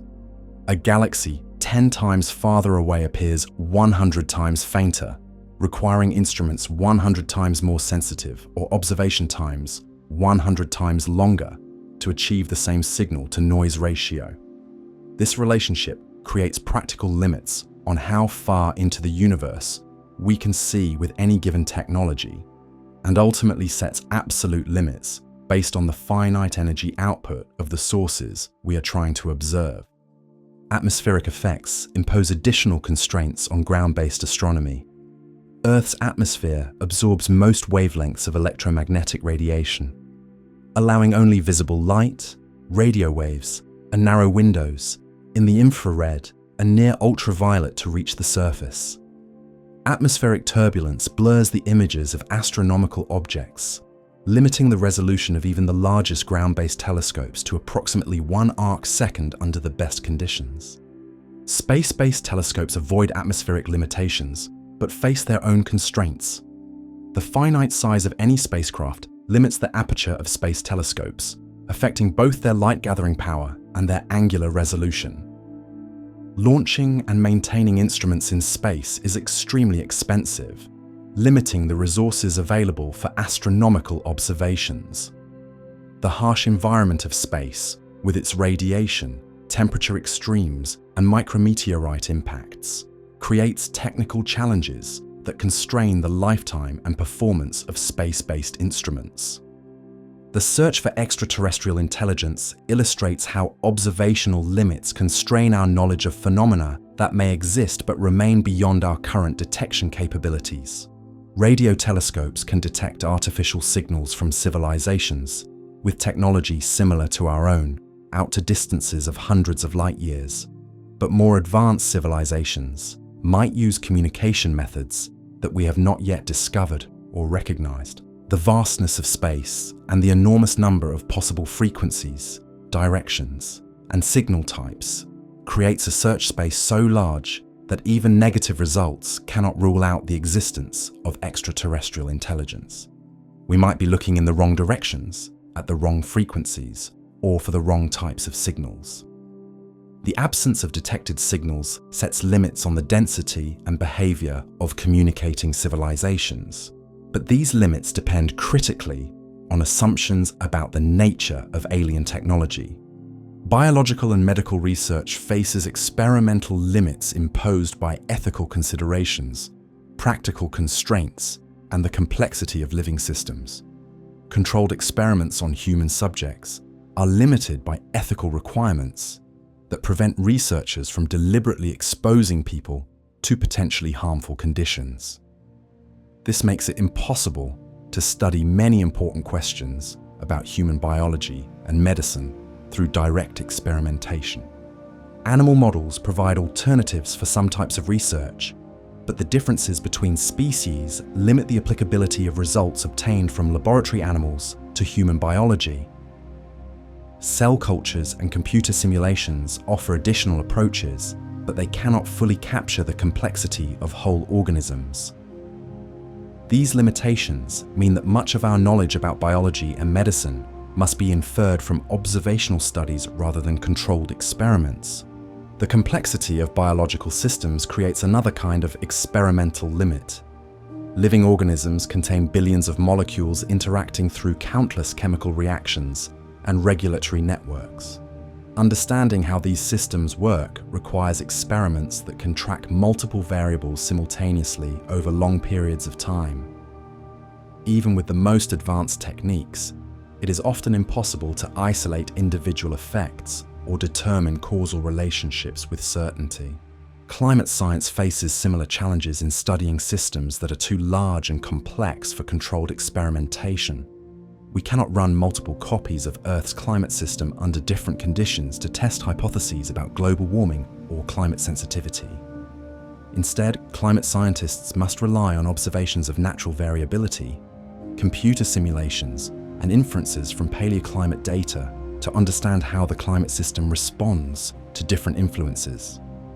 The single sample problem affects many areas of science where only one example of a phenomenon is available for study.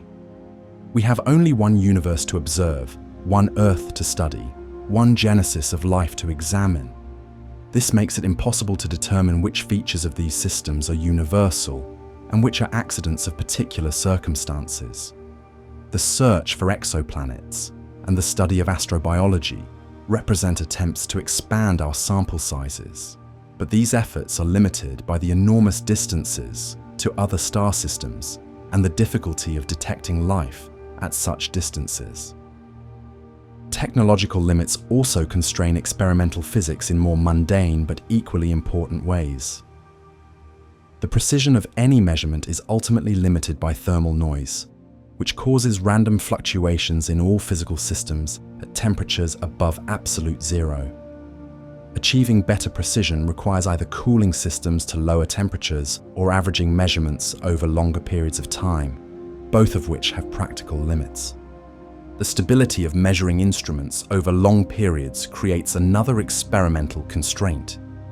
Even the most carefully constructed apparatus will drift and change with time due to mechanical stress, thermal expansion, chemical reactions, and other environmental effects. Long-term studies require constant calibration and adjustment, and some measurements may be impossible to maintain at the required precision for the necessary duration. The finite speed of light creates temporal limits on experimental verification of theoretical predictions. Tests of general relativity using spacecraft require years or decades to complete as the vehicles travel to distant parts of the solar system. Astronomical observations must wait for favorable configurations of celestial objects that may occur only rarely. Some predicted phenomena may require observation periods longer than human lifespans, or even longer than the age of human civilization. Economic and sociological factors impose practical limits on experimental science that may be as constraining as physical laws. The most ambitious experiments require resources that approach or exceed the economic capacity of entire nations. The Hubble Space Telescope cost over $10 billion, including development, launch, and operations. The International Space Station has cost over $100 billion to build and maintain. Future projects like space-based gravitational wave detectors or extremely large ground-based telescopes will require international cooperation on scales that test the limits of human political and economic organization. The training time required to develop expertise in experimental techniques creates human resource limits that constrain the pace of scientific progress. Building and operating the most sophisticated experiments requires teams of specialists with years or decades of training in highly technical fields.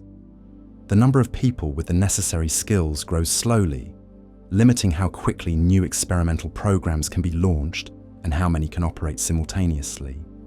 Safety considerations impose additional limits on experimental physics, particularly in areas involving high energies, radioactive materials, or potentially dangerous substances. Some experiments cannot be performed on Earth because they would pose unacceptable risks to human populations or the environment. Others require such elaborate safety precautions that they become prohibitively expensive or technically infeasible. The principle of informed consent in human subjects research creates ethical boundaries that prevent certain types of experiments, even when they would provide valuable scientific information. Historical examples of unethical medical experiments have led to strict regulations that protect research subjects, but also limit the types of studies that can be performed. Balancing scientific progress with ethical requirements remains an ongoing challenge in many fields. Environmental impacts of large-scale experiments create another type of limit on experimental science. Particle accelerators consume enormous amounts of electrical energy, contributing to carbon emissions and competing with other social needs for energy resources. Large telescopes require sites with specific environmental conditions, potentially conflicting with conservation efforts or indigenous land rights. The cumulative environmental impact of scientific research must be weighed against the benefits of the knowledge gained. The irreversibility of some experimental interventions creates temporal limits on certain types of research. Once a species is extinct, we cannot study its behavior or ecology. Once an archaeological site is excavated, its original context is destroyed. Once certain types of experiments are performed, they cannot be repeated under identical conditions because the act of experimentation has changed the system being studied. The democratization of scientific information through the internet has created new challenges for experimental verification. With vast amounts of data available online, it becomes increasingly difficult to distinguish reliable experimental results from flawed studies or deliberate misinformation.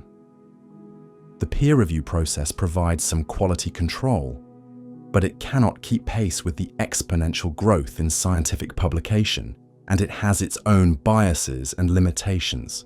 Despite these myriad constraints, experimental science continues to push against its boundaries, developing new techniques and technologies that extend the range of phenomena accessible to measurement and observation. Advanced materials enable more sensitive detectors. Improved computational methods allow more complex data analysis. International cooperation makes possible experiments that exceed the resources of any single nation. The history of experimental science is a story of boundaries being pushed back through ingenuity, persistence, and technological innovation. Each generation of experimenters faces limits that seem absolute, only to see those limits transcended by the next generation. Yet some boundaries appear more fundamental than others, rooted not in temporary technological limitations, but in the basic structure of physical law itself. The experimental limits we face today represent the current frontier between the known and the unknown, between what can be measured and what must remain theoretical, between the accessible and the forever hidden. These boundaries define the edge of empirical knowledge, the line beyond which science must rely on mathematical reasoning rather than direct observation, theory rather than experiment, imagination rather than measurement. After exploring the vast cosmic horizons, the quantum uncertainties, the gravitational extremes, the mathematical breakdowns, and the experimental limits that bound our scientific understanding, we encounter perhaps the most intimate and inescapable boundary of all: the filter through which every human being experiences reality. Your brain is not a passive recorder of external events, but an active constructor of experience, constantly selecting, interpreting, and organizing the flood of sensory information that bombards your nervous system every moment of your waking life. This biological reality filter operates below the level of conscious awareness, making decisions about what to notice and what to ignore, what to remember and what to forget, what to believe and what to doubt. The world you experience as immediate and obvious is actually a carefully constructed interpretation, a model of reality built from incomplete information and shaped by evolutionary pressures that favored survival over truth.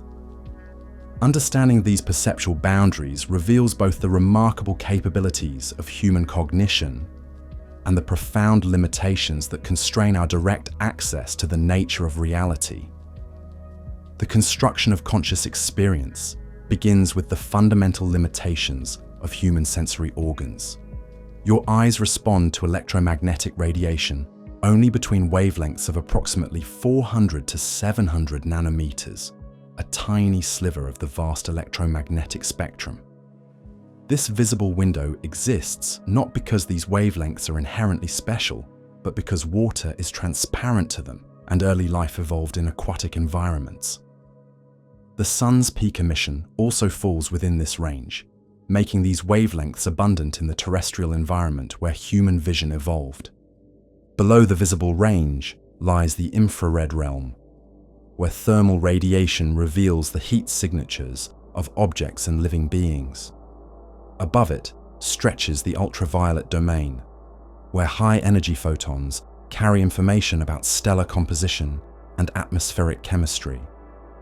Beyond these lie radio waves that encode the communications of technological civilizations and the natural emissions of cosmic phenomena, X-rays that penetrate soft tissue to reveal bone structure and the violent processes around black holes, and gamma rays that signal the most energetic events in the universe.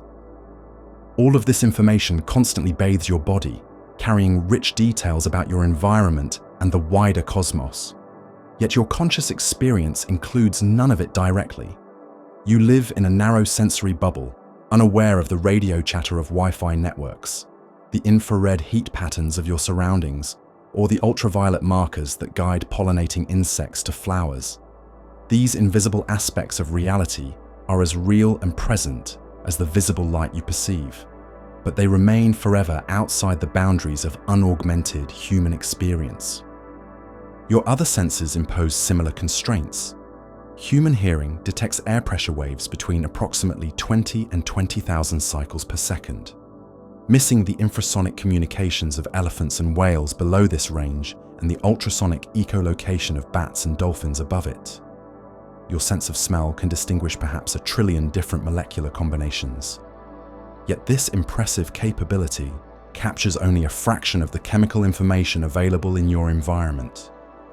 Touch provides information about pressure, temperature, texture, and vibration, but operates only at the interface between your skin and the external world. You cannot directly feel the electromagnetic fields that permeate space, the gravitational waves that occasionally ripple through your body, or the constant rain of neutrinos streaming through your tissues. The atomic structure of matter, the molecular dance of chemical reactions, and the quantum fluctuations that underlie all material existence remain entirely outside the domain of direct tactile experience. But sensory limitations represent only the first stage of perceptual filtering. Even within the narrow ranges that your sense organs can detect, your nervous system processes and interprets signals in ways that prioritize some information while discarding the rest. Your visual system, for example, receives input from approximately 130 million photoreceptor cells in your retinas, yet the optic nerve contains only about 1 million fibers. This represents a compression ratio of more than 100:1, meaning that the vast majority of visual information is discarded before it even reaches your brain. This compression is not random but highly selective, emphasizing edges, motion, and changes while ignoring steady states and uniform regions. Your visual system is exquisitely sensitive to movement in your peripheral vision, a capability that helped your ancestors detect approaching predators or prey. But you are remarkably blind to gradual changes that occur over timescales longer than a few seconds, allowing you to completely miss obvious alterations in your visual field when they happen slowly enough. The phenomenon of change blindness demonstrates just how much visual information your brain routinely ignores. In laboratory experiments, people fail to notice when major objects in their visual field are altered, removed, or replaced, as long as the changes occur during brief interruptions or distractions. The Door study, conducted by Daniel Simons and Daniel Levin, showed that people giving directions to a stranger failed to notice when the person they were talking to was replaced by a completely different individual during a brief interruption caused by workers carrying a large door between them. These failures of perception are not defects, but features of a visual system optimized for survival rather than objective observation. Your ancestors needed to quickly identify threats and opportunities, not to maintain detailed inventories of their visual environment. The brain's tendency to fill in gaps, make assumptions, and focus on changes rather than steady states helped them navigate a dangerous world with limited cognitive resources. Color perception provides another example of how your brain constructs, rather than simply records visual experience. The colors you see do not exist in the external world as inherent properties of objects. Instead, color is a creation of your nervous system, a way of representing different wavelengths of light that allows you to distinguish between objects with different surface reflectance properties. The experience of redness exists only in your brain, not in the strawberry that appears red to you. This becomes apparent when you consider that color perception can be dramatically altered by context. The same wavelength of light can appear as different colors depending on the surrounding wavelengths and the interpretation your brain places on the lighting conditions. The famous dress illusion that circulated on social media demonstrated how dramatically color perception can vary between individuals viewing identical images under identical conditions. The difference lay not in their eyes, but in the unconscious assumptions their brains made about the lighting conditions in the photograph. Your auditory system performs similar constructive processes, creating the experience of recognizable sounds from complex patterns of air pressure waves. The voice you hear when someone speaks is not simply a recording of the acoustic vibrations they produce, but an interpretation that emphasizes certain frequencies while filtering out others separates the speaker's voice from background noise and organizes the resulting patterns into recognizable words and meanings. This auditory processing is so sophisticated that you can follow a single conversation in a crowded room filled with other voices, a capability known as the cocktail party effect. Your brain automatically suppresses competing sounds while enhancing the voice you want to hear, creating the subjective experience of clarity and focus that does not exist in the raw acoustic environment. If you could hear the actual mixture of sound waves reaching your ears, the cacophony would be overwhelming and incomprehensible. Memory introduces another layer of filtering and construction that further distances your experienced reality from objective events. Your brain does not store memories like a video recorder, preserving exact copies of past experiences for later playback. Instead, memory is reconstructive, building recollections from fragments of stored information each time you remember something. This process is influenced by your current knowledge, beliefs, and emotional state, causing memories to shift and change over time. The reliability of eyewitness testimony, long considered the gold standard of legal evidence, has been called into question by decades of research into the constructive nature of memory. People can have vivid, detailed memories of events that never happened, and they can completely forget traumatic experiences that definitely occurred. The confidence you feel in your memories is not correlated with their accuracy, making subjective certainty an unreliable guide to objective truth. Attention represents perhaps the most dramatic form of perceptual filtering, determining not just what you notice, but what enters your conscious experience at all. The famous invisible gorilla experiment by Christopher Shabry and Daniel Simons demonstrated that people can completely fail to see obvious, unexpected objects when their attention is focused elsewhere. Participants watching a video of people passing basketballs failed to notice a person in a gorilla suit walking directly through the scene, even when the gorilla stopped to beat its chest before continuing off screen. This selective attention is not a bug, but a feature of consciousness, allowing you to focus cognitive resources on the most relevant information while filtering out distractions. But it means that your conscious experience represents only a tiny fraction of the information available to your senses at any given moment. The vast majority of your sensory input is processed unconsciously and never reaches awareness, creating blind spots and biases that can dramatically distort your perception of reality. Cognitive biases represent systematic distortions in the way your brain processes information, leading to predictable errors in judgment and decision-making. Confirmation bias causes you to seek out information that supports your existing beliefs while avoiding or dismissing contradictory evidence. Availability bias makes recent or memorable events seem more common than they actually are. Anchoring bias causes irrelevant numbers to influence your estimates and judgments, even when you know the anchors are meaningless. These biases are not personal failings, but universal features of human cognition, shaped by evolutionary pressures that favored quick decisions over accurate analysis. In ancestral environments, it was often better to be approximately right and fast than precisely correct and slow. The rustling bush might contain a predator, so it was safer to assume danger and act quickly than to carefully analyze the evidence and risk being eaten while thinking. But in the modern world, these same cognitive shortcuts can lead to serious errors in understanding complex phenomena like probability, causation, and scientific evidence. The human brain did not evolve to understand statistics, quantum mechanics, or the vast scales of cosmic time and space. Our intuitions about how the world works are calibrated for the middle world of medium-sized objects moving at moderate speeds, where the strange behaviors of the very large, very small, very fast, and very slow do not intrude into everyday experience. The illusion of understanding represents another important cognitive bias that affects how we perceive the boundaries of knowledge.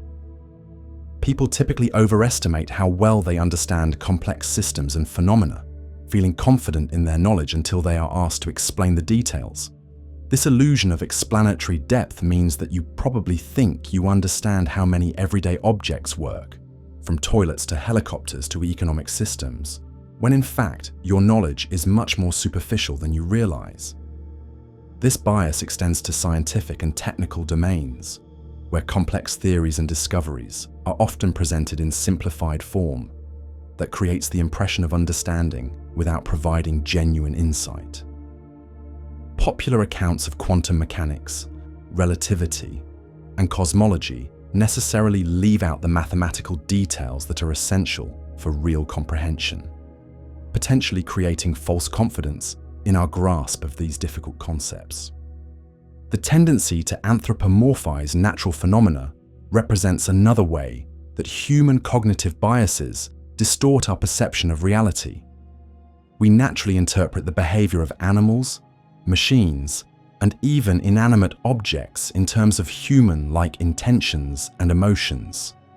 This makes it easier to predict and respond to the behavior of other humans, but it can lead to serious misunderstandings when applied to natural phenomena that operate according to impersonal physical laws. Scientific instruments have dramatically extended human perception beyond its biological boundaries, revealing aspects of reality that would otherwise remain forever hidden. Telescopes show us distant galaxies and cosmic phenomena far beyond the reach of unaided vision. Microscopes reveal cellular structures and molecular machinery too small for human eyes to detect. Radio receivers detect electromagnetic signals across vast ranges of frequencies. Particle detectors reveal the tracks of subatomic particles invisible to any direct sensory experience. But these technological extensions of perception come with their own limitations and potential distortions. Every instrument is designed to detect specific types of signals and necessarily filters out others. The images produced by scientific instruments are often false color representations that translate invisible wavelengths into visible ones, or computer-generated visualizations that represent mathematical data in visual form. These representations can be extremely useful for analysis and understanding, but they are not direct images of reality in the way that photographs appear to be. The interpretation of instrumental data requires extensive training and theoretical knowledge, creating opportunities for bias and error that do not exist in direct sensory experience. Different researchers can look at the same data and reach different conclusions, especially when the signals are weak or ambiguous. The history of science includes numerous examples of instrumental artifacts being mistaken for genuine discoveries, and genuine discoveries being dismissed as instrumental errors.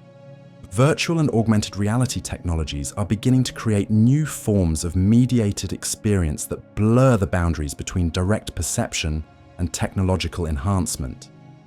These systems can create convincing sensory experiences of environments and phenomena that do not exist in physical reality, potentially expanding human perception in unprecedented ways. But they also raise fundamental questions about the nature of authentic experience and the reliability of technologically mediated information. Brain imaging technologies like functional magnetic resonance imaging and electroencephalography provide new windows into the neural processes that underlie perception and cognition. These techniques reveal the brain activity associated with different perceptual experiences and can sometimes predict what a person is seeing or thinking based on their neural activity patterns. But they also demonstrate the enormous complexity of neural information processing and the gap between objective brain states and subjective conscious experience. The hard problem of consciousness, formulated by philosopher David Chalmers, highlights the fundamental mystery of how subjective experience arises from objective physical processes in the brain. Even if we can completely map the neural correlates of consciousness, and predict every aspect of perceptual processing.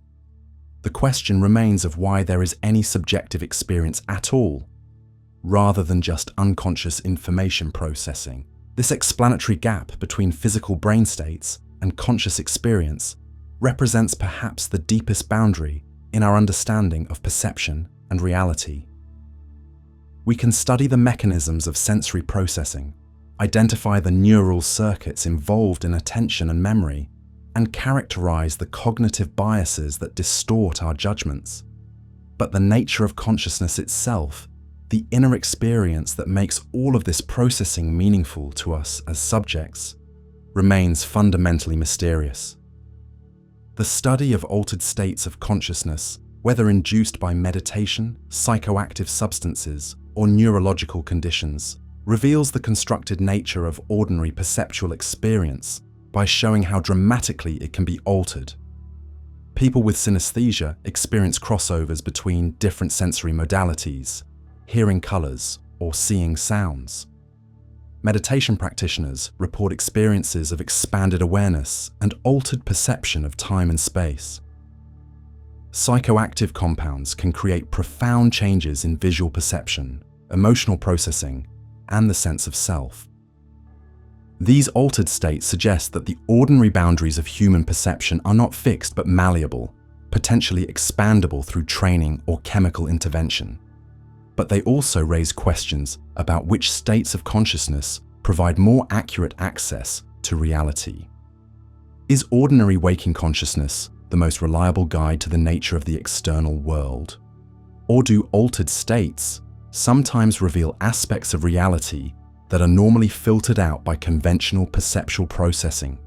The boundaries of human perception thus represent a complex interplay between biological constraints, cognitive biases, technological extensions, and the fundamental mysteries of consciousness itself. Understanding these boundaries is crucial for appreciating both the achievements and limitations of human knowledge about reality. We are not passive observers of an objective external world, but active constructors of experience, constantly interpreting and organizing sensory information according to principles shaped by evolution, culture, and individual history. This recognition does not mean that objective reality does not exist, or that all perceptions are equally valid. The external world clearly has structure and properties that constrain our experience and limit the effectiveness of different beliefs and actions. Science has developed methods for minimizing perceptual biases and extending observation beyond human sensory limitations. But it does mean that human access to reality is always mediated, always partial, and always subject to the filter of our biological and cognitive heritage. The brain's reality filter represents both a barrier and an opportunity. It limits our direct access to the full richness of the physical world, constraining us within narrow sensory windows and subjecting us to systematic biases and illusions. But it also enables the remarkable achievements of human consciousness, allowing us to create meaning, beauty, and understanding from the raw materials of sensory experience. The same filtering processes that limit our perception also make possible the rich inner world of human experience, with its capacity for imagination, creativity, and abstract thought. Standing at this most intimate boundary, we recognize that the edge of reality is not just something we encounter in distant galaxies, quantum experiments, or mathematical abstractions. It is present in every moment of conscious experience, in the gap between the world as it is and the world as we experience it, in the forever incomplete project of understanding the nature of our own minds and their relationship to the reality they seek to comprehend. After exploring the cosmic horizons that limit our observation, the quantum uncertainties that constrain our knowledge, the gravitational extremes that warp space-time, the mathematical infinities that break our theories, the experimental barriers that bound our investigations, and the perceptual filters that shape our experience, we arrive at a deeper and more unsettling question. Perhaps all of these apparent boundaries are temporary artifacts of our current understanding, and reality itself has no ultimate edge at all. Perhaps the universe is infinite in extent, eternal in duration, and inexhaustible in complexity, stretching endlessly in all directions of space, time, and possibility. This possibility forces us to confront one of the most profound questions that conscious beings can ask about existence itself. Is reality fundamentally bounded or unbounded? Do we live in a finite cosmos with definite edges and limits, or in an infinite expanse that continues forever beyond any horizon we might approach? The answer to this question shapes not only our scientific understanding, but our philosophical and spiritual relationship to existence itself. The idea of infinity has puzzled and fascinated human thinkers for millennia. Ancient Greek philosophers grappled with paradoxes involving infinite divisibility and infinite extension. Zeno's paradoxes suggested that motion itself was impossible because any journey required traversing an infinite number of intermediate points. The atomists proposed that matter was composed of indivisible particles to avoid the problems of infinite divisibility. Aristotle distinguished between potential infinity, which could be approached but never reached, and actual infinity, which he argued could not exist in physical reality.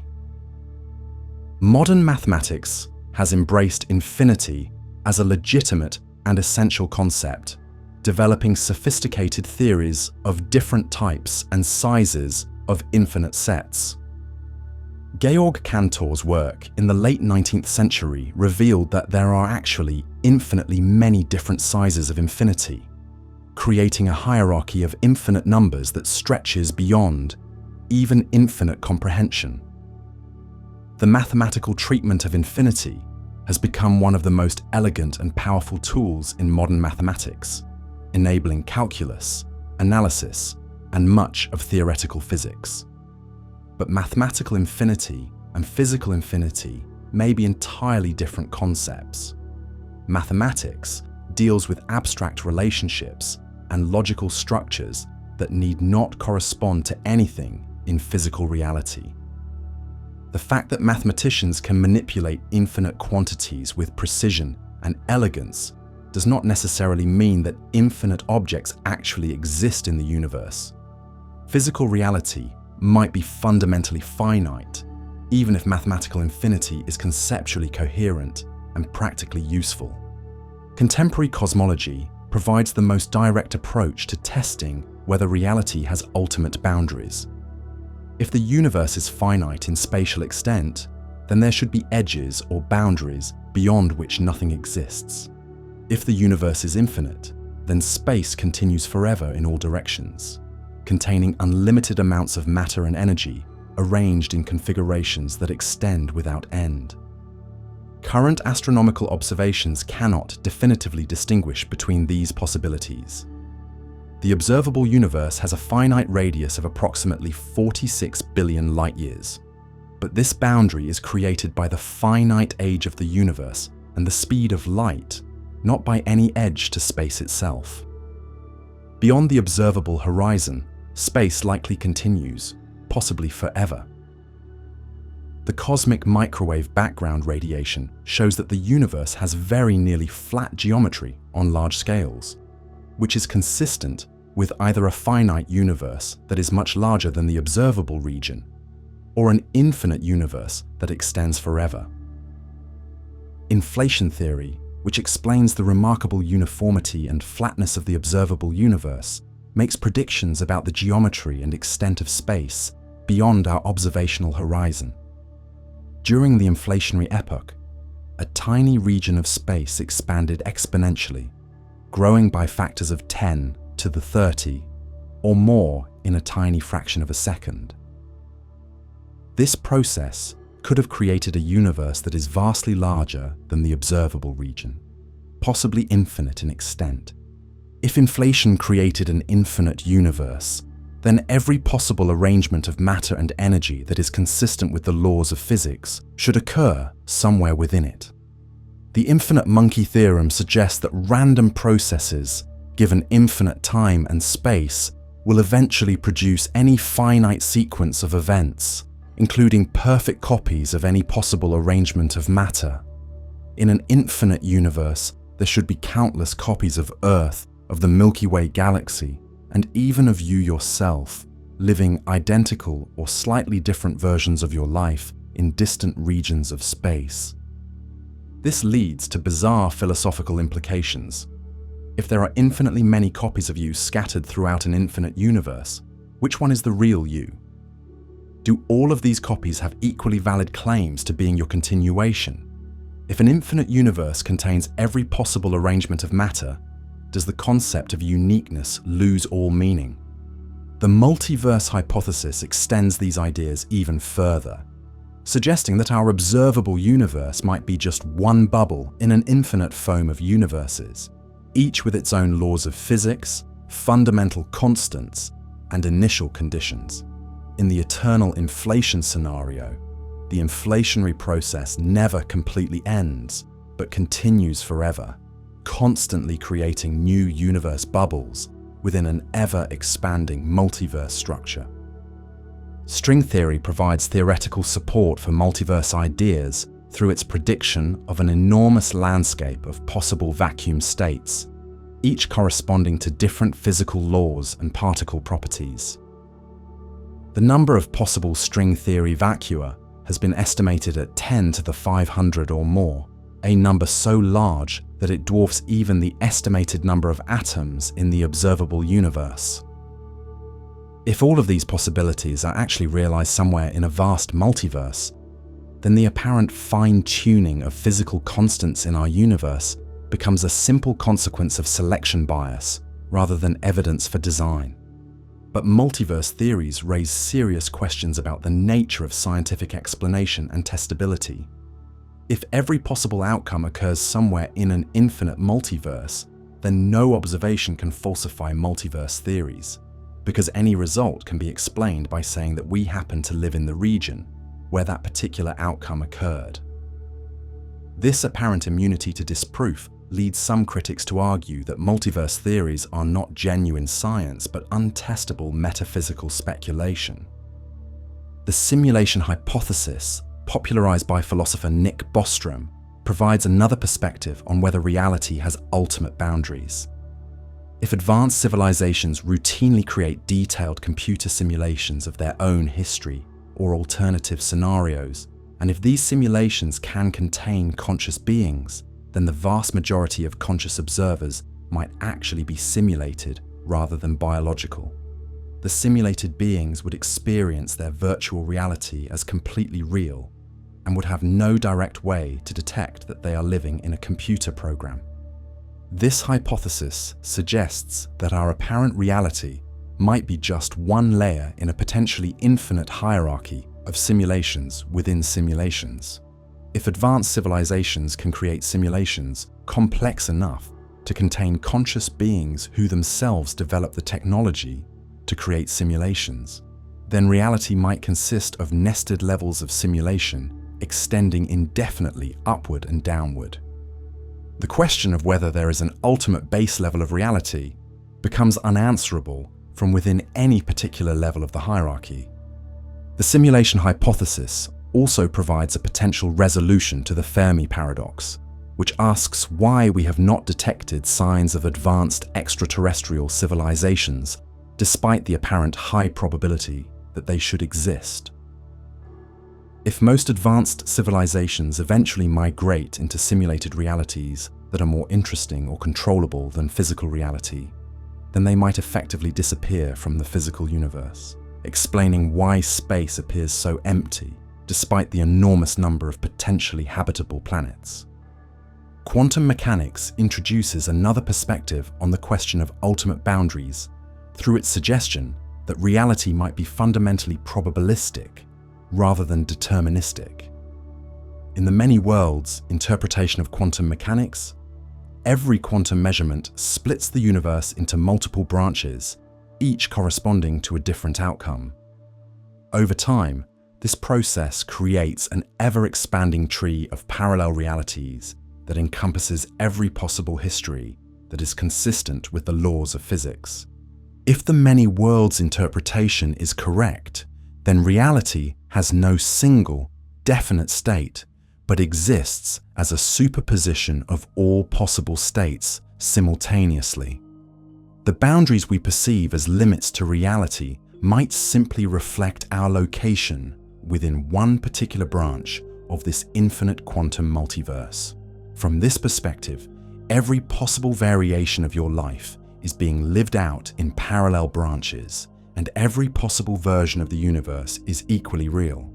But the many worlds interpretation faces the serious problem of explaining why we experience a single, definite sequence of events, rather than the superposition of all possibilities that the theory seems to predict.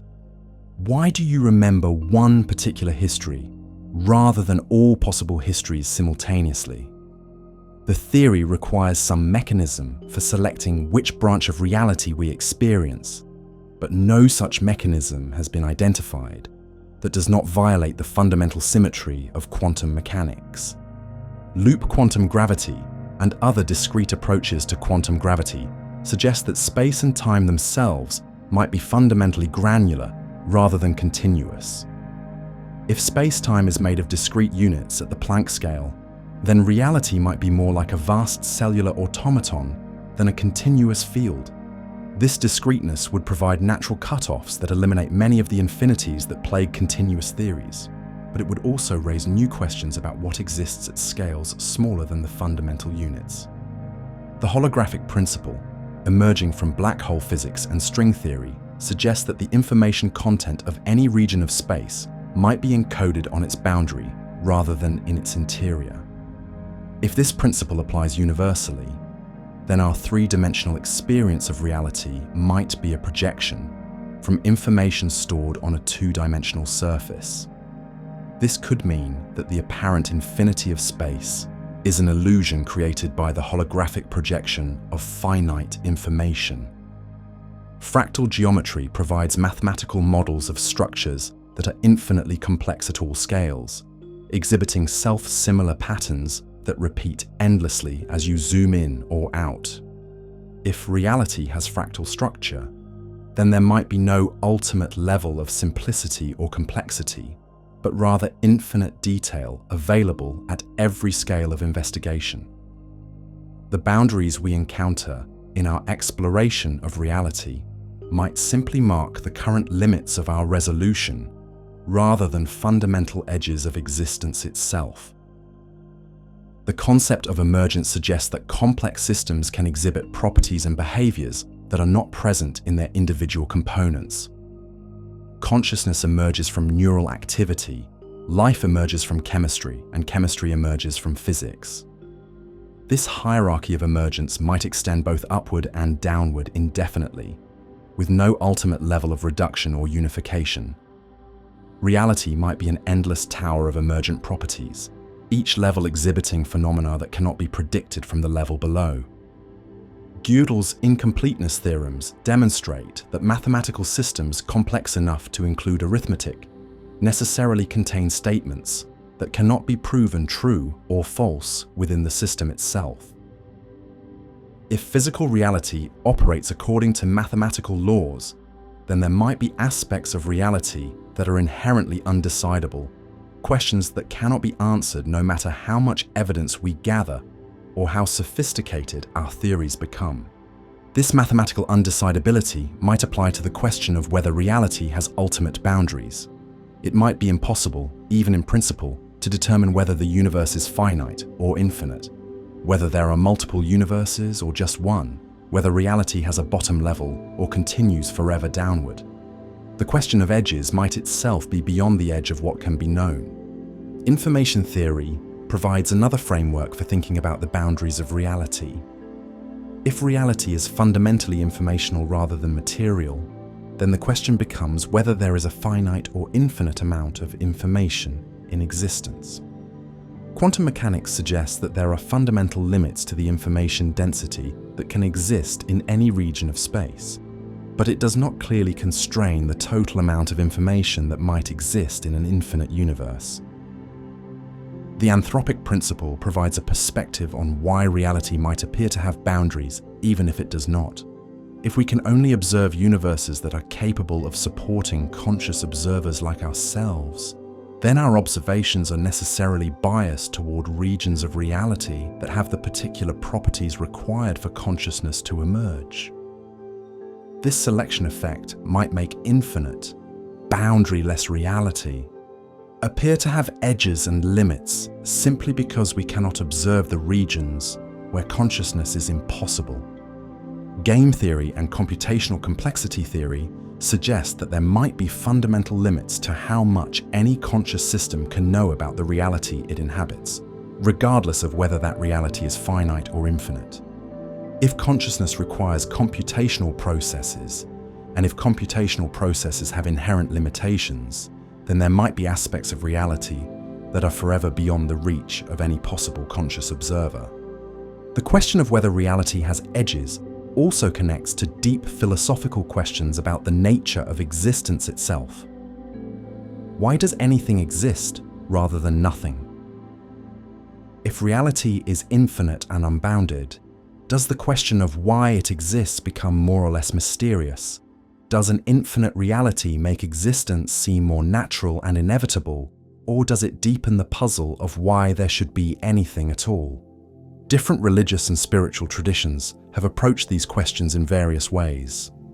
Some traditions embrace the concept of infinite divinity or ultimate reality that transcends all boundaries and limitations.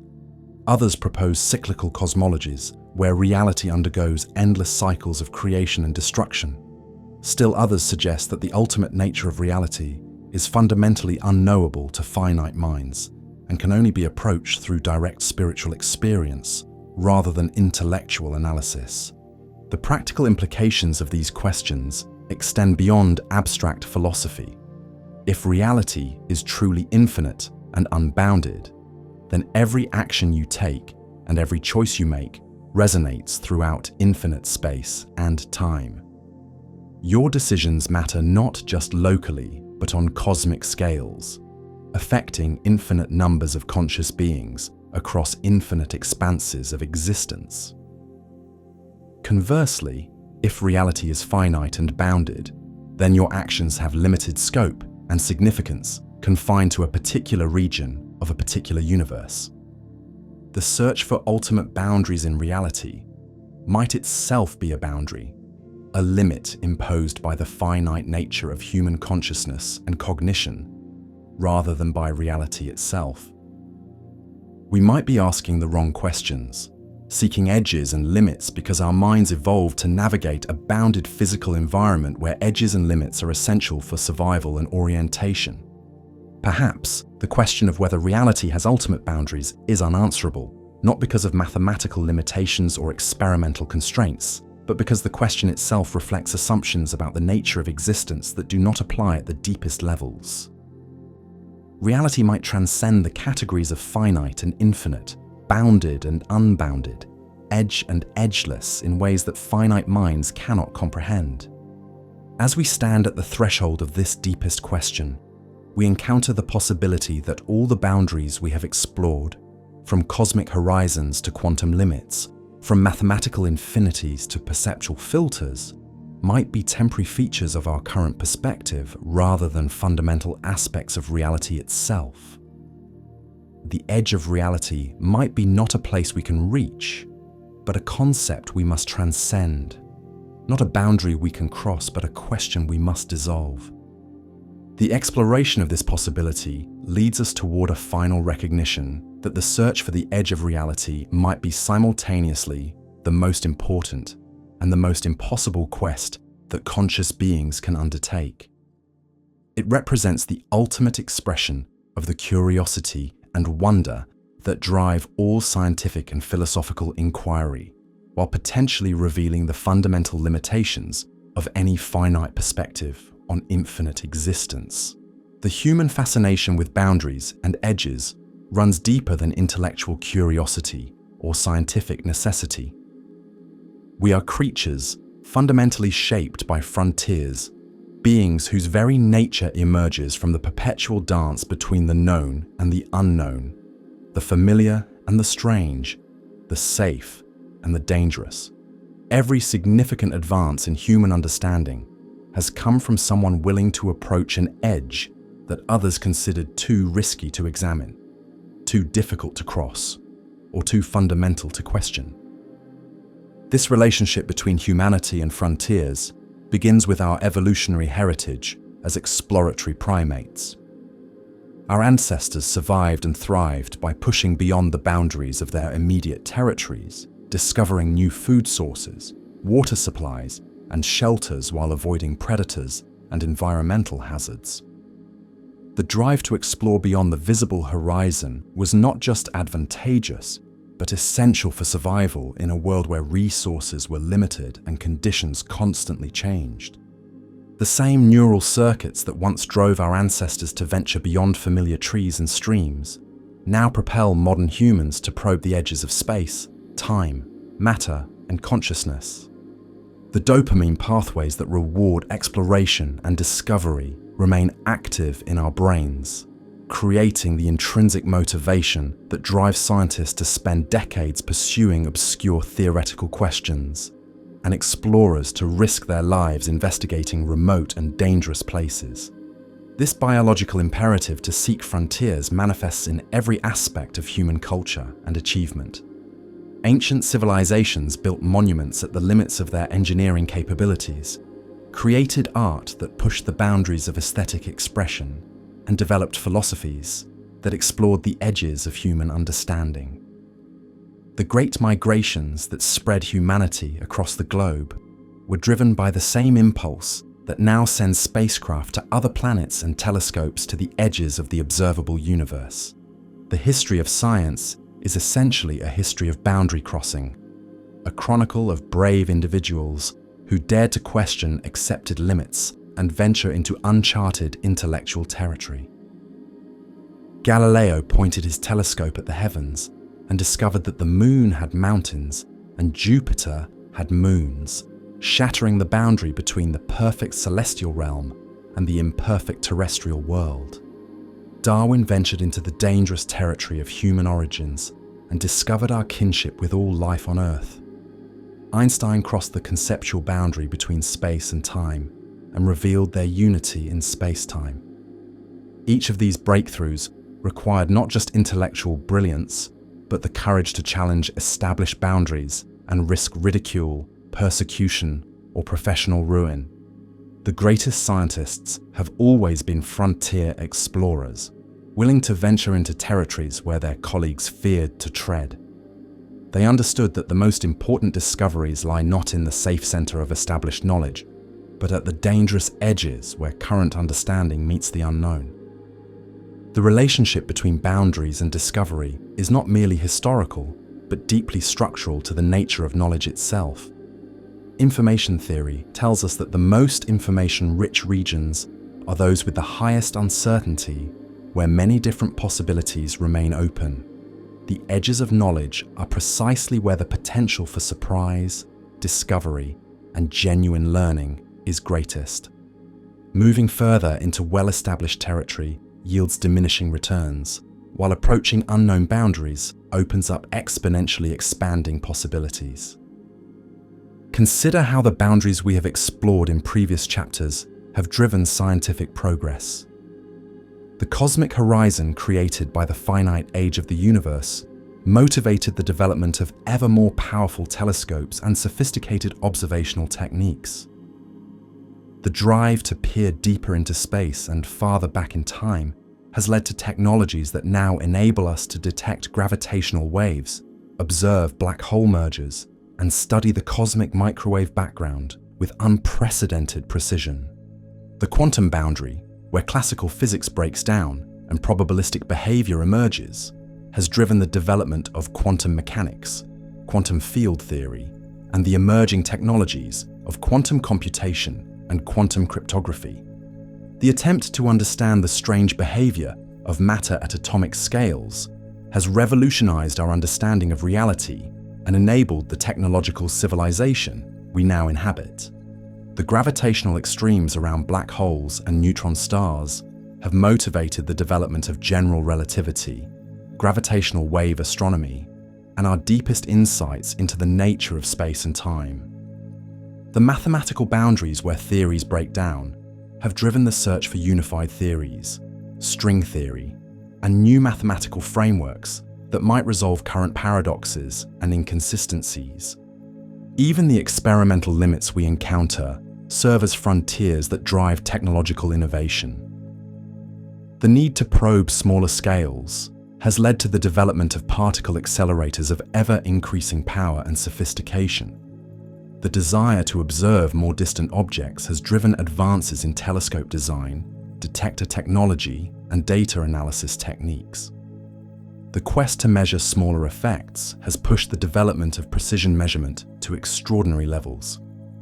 The perceptual boundaries of human cognition have motivated the development of scientific methodology itself, with its emphasis on controlled experiments, statistical analysis, and peer review as ways to minimize the biases and limitations of individual observers.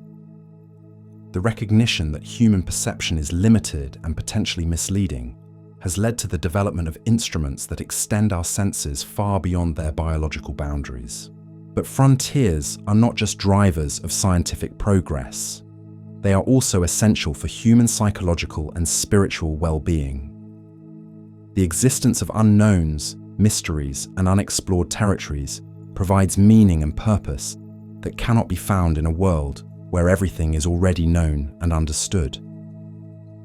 The frontier creates space for hope, wonder, and the possibility that reality might be far stranger and more wonderful than we currently imagine. This psychological need for frontiers helps explain why the apparent closing of geographical boundaries in the late 19th and early 20th centuries coincided with an explosion of scientific exploration. As the last unmapped regions of Earth were explored and settled, human attention turned to new frontiers in space, in the atom, and in the depths of time. The closure of one type of boundary simply redirected human exploratory drive toward other domains. The space program represents perhaps the most visible contemporary expression of humanity's frontier drive.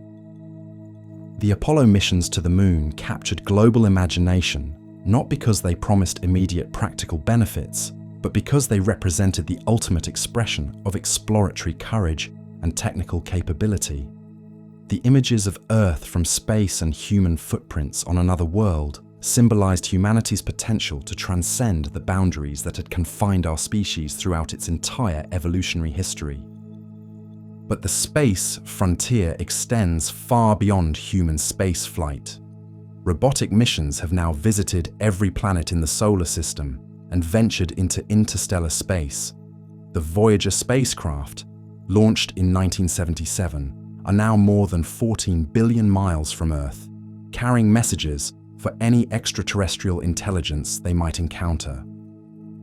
These missions represent the first human-made objects to cross the boundary of the solar system and enter the realm of the stars.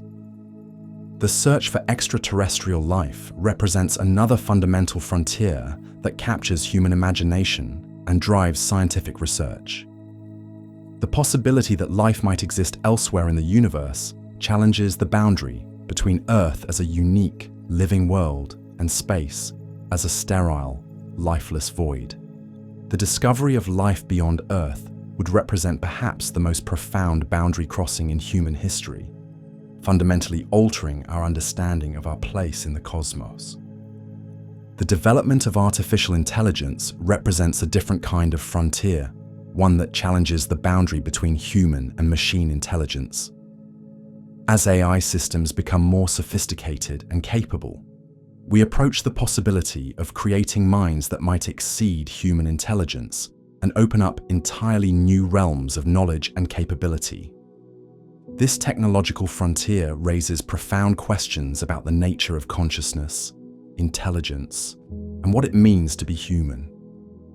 The frontiers of biology and medicine offer the possibility of transcending the boundaries of human physical and cognitive limitations. Genetic engineering might allow us to modify our own evolutionary inheritance, potentially eliminating diseases, extending lifespans, and enhancing cognitive abilities.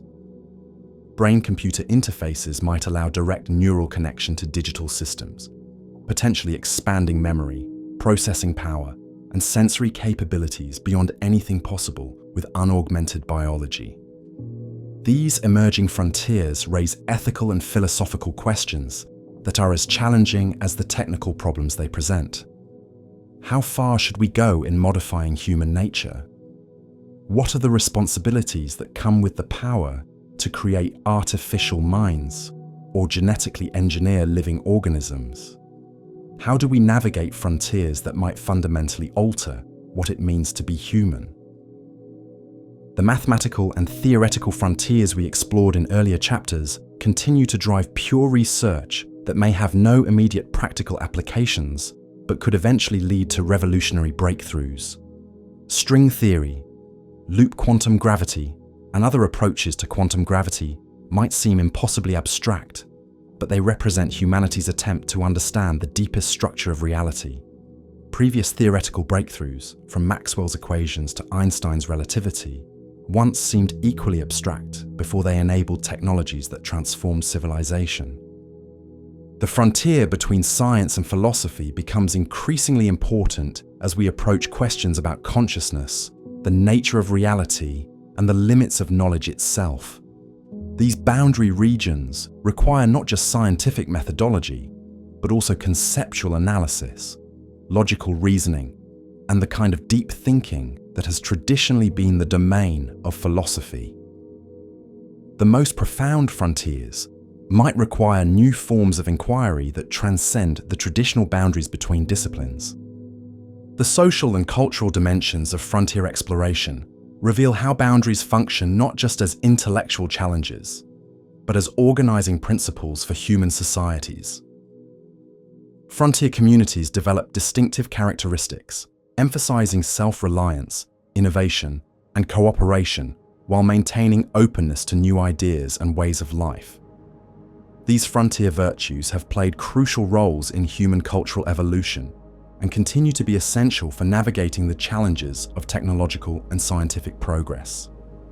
The democratization of knowledge through digital technologies has created new kinds of frontiers that blur the boundaries between professional scientists and citizen researchers. Online databases, simulation tools, and collaborative platforms enable individuals and small groups to contribute to frontier research in ways that were impossible before the internet age. This democratization creates new possibilities for discovery, while also raising new challenges about quality control and verification. The global nature of contemporary frontier research creates opportunities for international cooperation, while also raising concerns about competition, security, and equity. The most ambitious frontier projects, from the International Space Station to the Large Hadron Collider, require cooperation among nations and institutions on scales that test the limits of human political and organizational capabilities. Success at these frontiers requires not just technical achievement, but also diplomatic skill and cultural understanding. Climate change and environmental degradation create frontiers of a different sort, challenges that require us to find new ways of living within planetary boundaries while maintaining technological civilization. These sustainability frontiers require innovations in energy, materials, manufacturing, and social organization that could be as revolutionary as previous technological breakthroughs. The challenge is to continue pushing intellectual and technological frontiers while respecting the ecological boundaries within which human civilization must operate.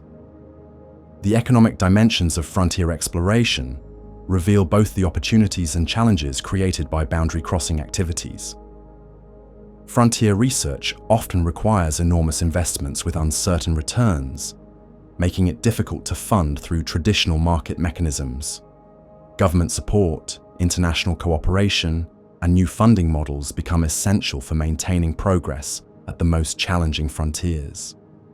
But successful frontier crossing can also create enormous economic value, as demonstrated by the technologies emerging from quantum mechanics, genetics, and computer science.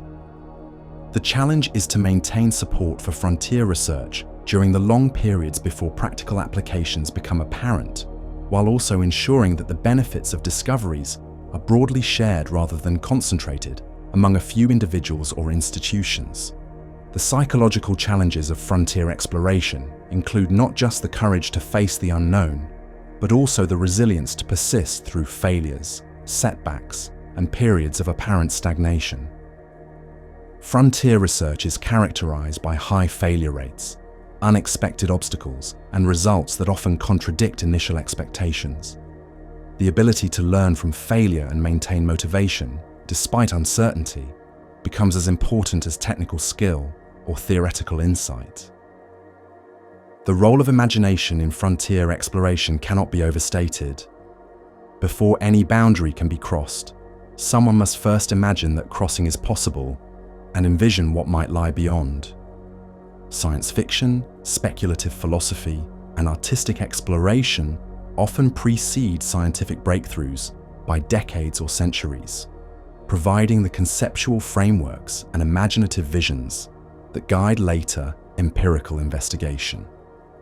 The educational implications of frontier thinking suggest the need for pedagogical approaches that emphasize uncertainty, exploration, and creative problem solving, rather than just the transmission of established knowledge.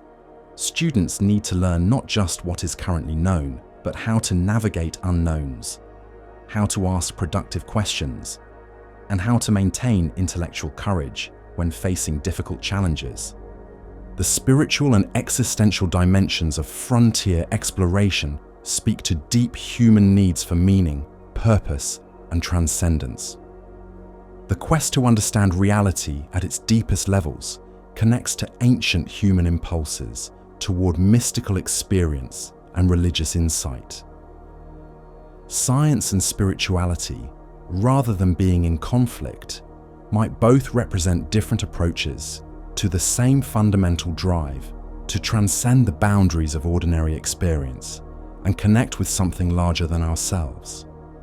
As we stand on the threshold of unprecedented frontiers in artificial intelligence, genetic engineering, space exploration, and fundamental physics, we face questions about the nature and purpose of boundary crossing itself.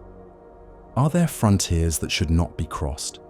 Are there boundaries that serve important protective functions and should be preserved? How do we balance the drive to explore with the wisdom to recognize when caution is appropriate? The answers to these questions will shape not just the future of science and technology, but the future of human civilization itself. We are at a unique moment in history where our frontier crossing capabilities are approaching levels that could fundamentally alter the trajectory of life on Earth and potentially beyond. The choices we make about which boundaries to cross and how to cross them will determine whether humanity continues to thrive as an exploratory species or encounters limits that constrain our future development. Standing on these thresholds, we recognize that the relationship between humanity and frontiers is not just about discovery and progress, but about the fundamental question of what kind of beings we choose to become. The frontiers we choose to explore and the boundaries we choose to respect will define not just what we know, but who we are as a species capable of contemplating the edges of existence itself. Here we stand at the end of our journey through the landscapes of limitation, having traced the boundaries that define the edge of reality from the vast cosmic horizons to the intimate filters of human perception. We have encountered walls that cannot be crossed, limits that cannot be transcended, and mysteries that may forever remain beyond the reach of human understanding. Yet in cataloguing these edges, we have also discovered something unexpected. The boundaries themselves reveal as much about the nature of reality as the territories they enclose. The cosmic horizon that limits our observation to a sphere 46 billion light-years in radius does not mark the end of space, but rather the beginning of the truly unknown. Beyond this boundary lies a universe that may be infinite in extent, containing regions where the laws of physics take different forms, where matter is organized in ways we cannot imagine, and where phenomena exist that transcend our current concepts of possibility. The edge of the observable universe is not a wall, but a window, revealing that reality extends far beyond anything we can directly perceive. This cosmic boundary teaches us that limitation and possibility are intimately connected.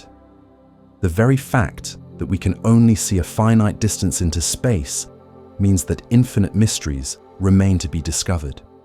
Each day, the cosmic horizon expands by one light day, revealing new volumes of space that were previously hidden from view. The boundary moves, but it never disappears, ensuring that the cosmos will always contain more than we can observe, understand, or imagine. The quantum realm presents us with a different kind of edge, where the familiar concepts of classical physics dissolve into probability clouds and uncertainty relations. At the Planck scale, space and time themselves become granular and uncertain, subject to fluctuations that challenge our basic assumptions about the nature of existence. Yet this apparent dissolution of classical boundaries has led to our deepest insights into the structure of matter and energy, enabling technologies that seemed like magic to previous generations.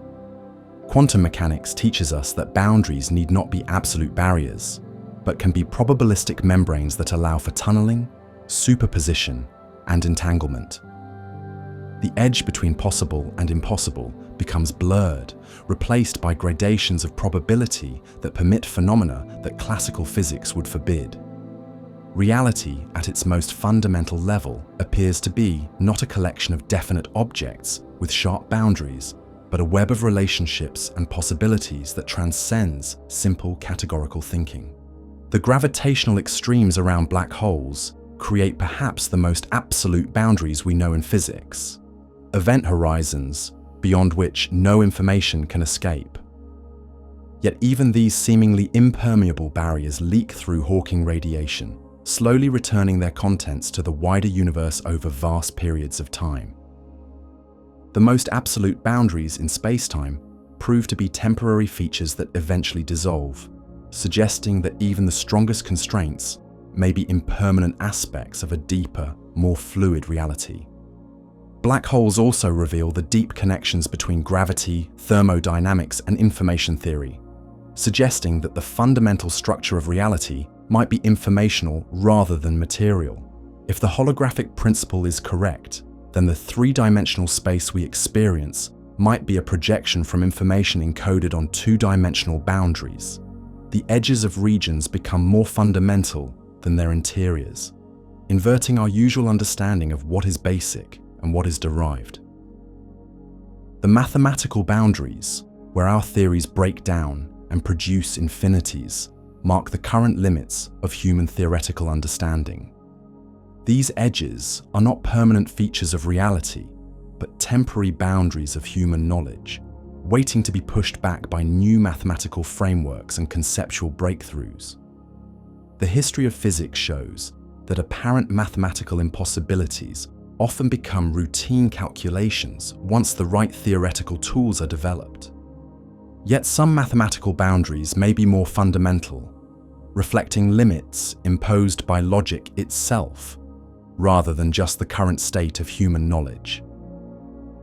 Gödel's incompleteness theorems suggest that there may be truths about mathematical systems that cannot be proven within those systems, pointing toward aspects of reality that might be forever beyond formal proof or disproof. These logical boundaries hint at the possibility that complete knowledge might be impossible even in principle, not just in practice. The experimental limits we encounter in probing reality reflect both practical constraints and fundamental physical laws. The uncertainty principle sets absolute bounds on how much information can be extracted from quantum systems. The speed of light creates causal horizons that limit the rate at which information can propagate. The finite resources available to human civilization constrain the scale and scope of the experiments we can perform. But experimental boundaries also drive innovation and discovery. The challenge of probing smaller scales has led to particle accelerators of extraordinary power and sophistication. The desire to observe more distant objects has motivated the development of telescopes that can detect individual photons from the edge of the observable universe. Each experimental limit becomes a frontier that calls forth new technologies and techniques for pushing beyond current capabilities. The perceptual filters that shape human experience represent perhaps the most intimate boundaries we encounter, built into the very structure of our nervous systems and cognitive processes. Yet these same filters enable the rich inner world of human consciousness, with its capacity for meaning, beauty, and abstract thought. The limitations of human perception are inseparable from its achievements, suggesting that boundaries can be creative, as well as constraining. The development of scientific instruments has allowed us to transcend many of the biological boundaries of human perception, revealing a universe far stranger and more wonderful than anything accessible to unaugmented senses. Radio telescopes detect the whispers of cosmic phenomena billions of light years away. Electron microscopes reveal the molecular machinery of life. Particle accelerators probe the structure of matter at scales smaller than atomic nuclei. Each technological extension of perception pushes back the boundaries of the directly observable. The philosophical question of whether reality has ultimate boundaries at all forces us to confront the deepest mysteries of existence. If the universe is infinite in space, time, and possibility, then every conceivable arrangement of matter and energy should occur somewhere within it. The boundaries we perceive might be local features of our particular cosmic neighborhood, rather than fundamental limits on what can exist. Alternatively, reality might be fundamentally discrete and finite, composed of finite amounts of information arranged in finite numbers of ways. The apparent continuity and infinitude we observe might emerge from underlying discrete structures, just as the smooth motion of a movie emerges from the rapid succession of discrete frames. The question of finite versus infinite reality remains open, possibly forever beyond definitive resolution. The multiverse hypothesis extends the possibility of boundaryless reality even further, suggesting that our entire observable universe might be just one bubble in an infinite foam of universes, each with its own laws of physics and initial conditions. If true, this would mean that the boundaries we encounter within our universe are merely local features of one particular cosmic region, while infinite other regions explore different possibilities. But multiverse theories also illustrate the challenge of distinguishing between scientific hypotheses and untestable speculations. If every possible observation is consistent with the existence of infinite other universes, then the multiverse hypothesis might be scientifically meaningless despite being mathematically coherent. The boundary between science and metaphysics becomes as important as any physical boundary we might discover. Throughout our exploration of reality's edges, we have encountered a recurring pattern. Boundaries that initially appear absolute often prove to be permeable, temporary, or illusory when examined more closely. The edge of the flat Earth gave way to the spherical Earth with no edges at all. The immutable atom was discovered to have internal structure. The absolute space and time of Newton became the relative space-time of Einstein.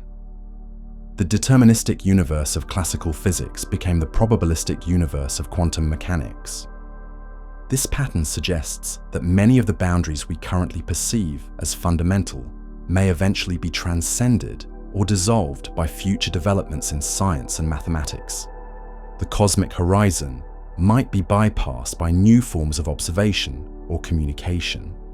The quantum limits might be transcended by new theories that restore determinism at deeper levels. The mathematical infinities might be resolved by new frameworks that eliminate singular behavior. Yet the dissolution of old boundaries inevitably reveals new ones. Each scientific revolution that transcends previous limits discovers new kinds of limitations at deeper levels. The expansion of knowledge does not eliminate mystery, but relocates it, ensuring that the edge of reality continues to recede before our advancing understanding, while never disappearing entirely. This suggests that boundaries are not obstacles to be overcome, but features to be explored, not problems to be solved, but mysteries to be savored. The edge of reality is not a destination to be reached, but a horizon that moves with us as we advance, maintaining the possibility of discovery and surprise that gives meaning to the scientific enterprise. The human relationship to boundaries reflects our nature as exploratory beings driven by curiosity and wonder. We are creatures who thrive at edges, who find purpose in pushing against limitations, who derive meaning from the encounter with the unknown. The boundaries of reality provide not just challenges to be overcome, but opportunities for growth, discovery, and self-transcendence. This relationship between humanity and frontiers may be more than accidental. If consciousness emerges from the complex information processing that occurs at the boundaries between order and chaos, between predictability and randomness, between the known and the unknown, then conscious beings might be fundamentally boundary phenomena. We exist at the edge between matter and mind, between determinism and free will, between finite biological systems and infinite possibilities of thought and imagination. The technologies we develop to extend beyond our natural boundaries reflect this same pattern. Artificial intelligence emerges at the boundary between human and machine capabilities. Genetic engineering operates at the edge between natural and designed biological systems. Space technology pushes against the boundary between earthbound and cosmic existence. Each technological frontier represents an attempt to transcend current limitations while opening up new possibilities and new boundaries. The ethical dimensions of boundary crossing become increasingly important as our capabilities approach levels that could fundamentally alter the trajectory of life on Earth and beyond. The power to modify our own genetic inheritance, to create artificial minds, to explore other planets, and to probe the deepest structures of reality comes with responsibilities that previous generations never had to contemplate. How do we decide which boundaries should be crossed and which should be respected? How do we balance the drive to explore and discover with the wisdom to recognize when caution is appropriate?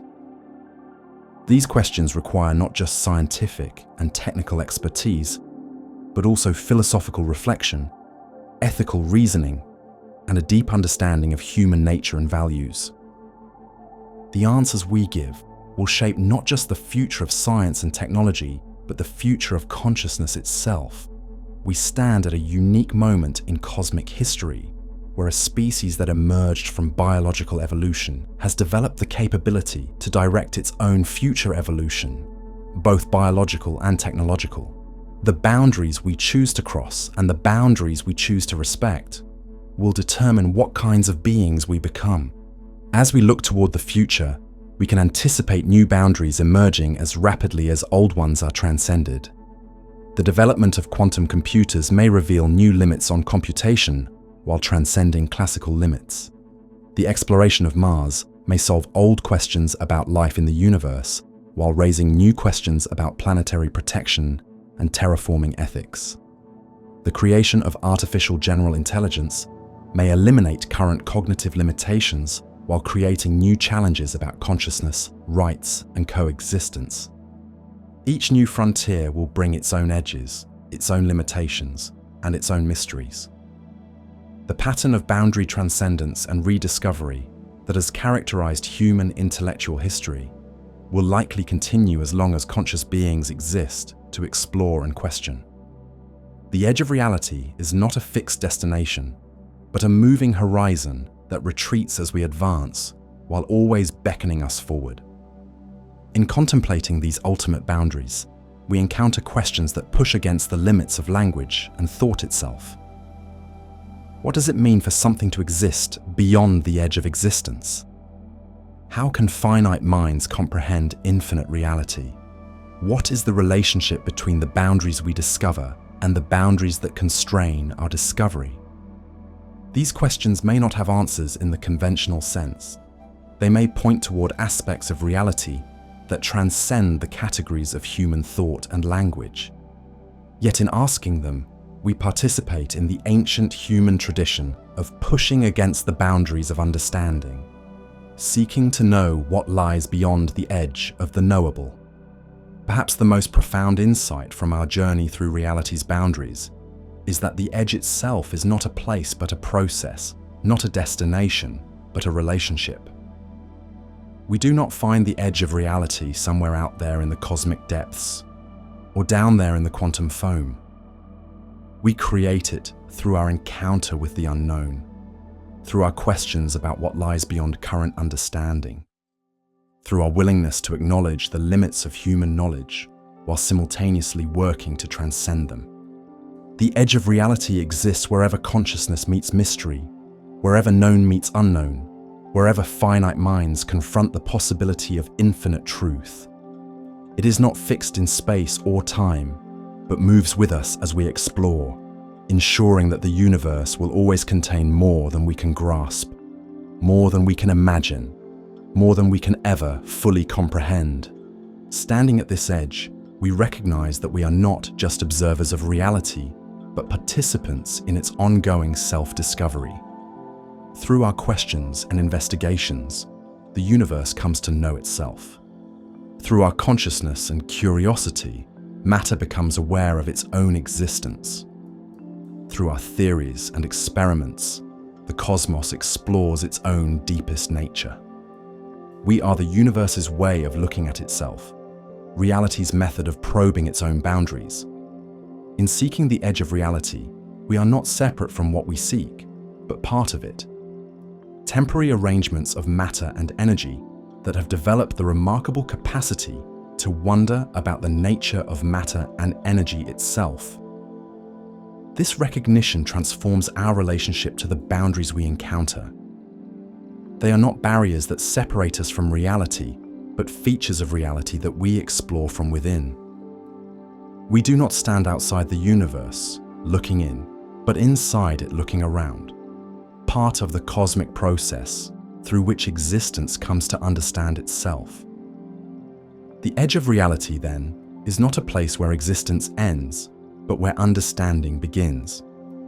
It is not a wall that blocks further exploration, but a doorway that opens onto infinite possibility. It marks not the limits of what can be, but the beginning of what might be discovered, imagined, or brought into being. As we conclude our journey through the landscapes of limitation, we find ourselves not at an ending, but at a beginning. We have mapped some of the boundaries that currently define the edge of human knowledge, but each boundary we have encountered points beyond itself toward deeper mysteries and greater possibilities. The edge of reality recedes as we approach it, maintaining the sense of wonder and curiosity that drives all genuine inquiry. We are explorers standing on the shore of an infinite ocean, having learned something about the tides and currents visible from the beach.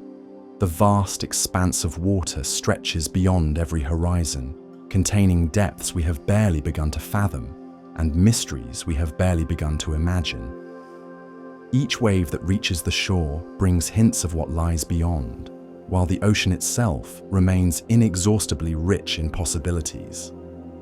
This is the human condition, to be finite beings confronting infinite reality, temporary patterns of matter and energy capable of contemplating eternity, local arrangements of atoms that can wonder about the cosmos that contains them.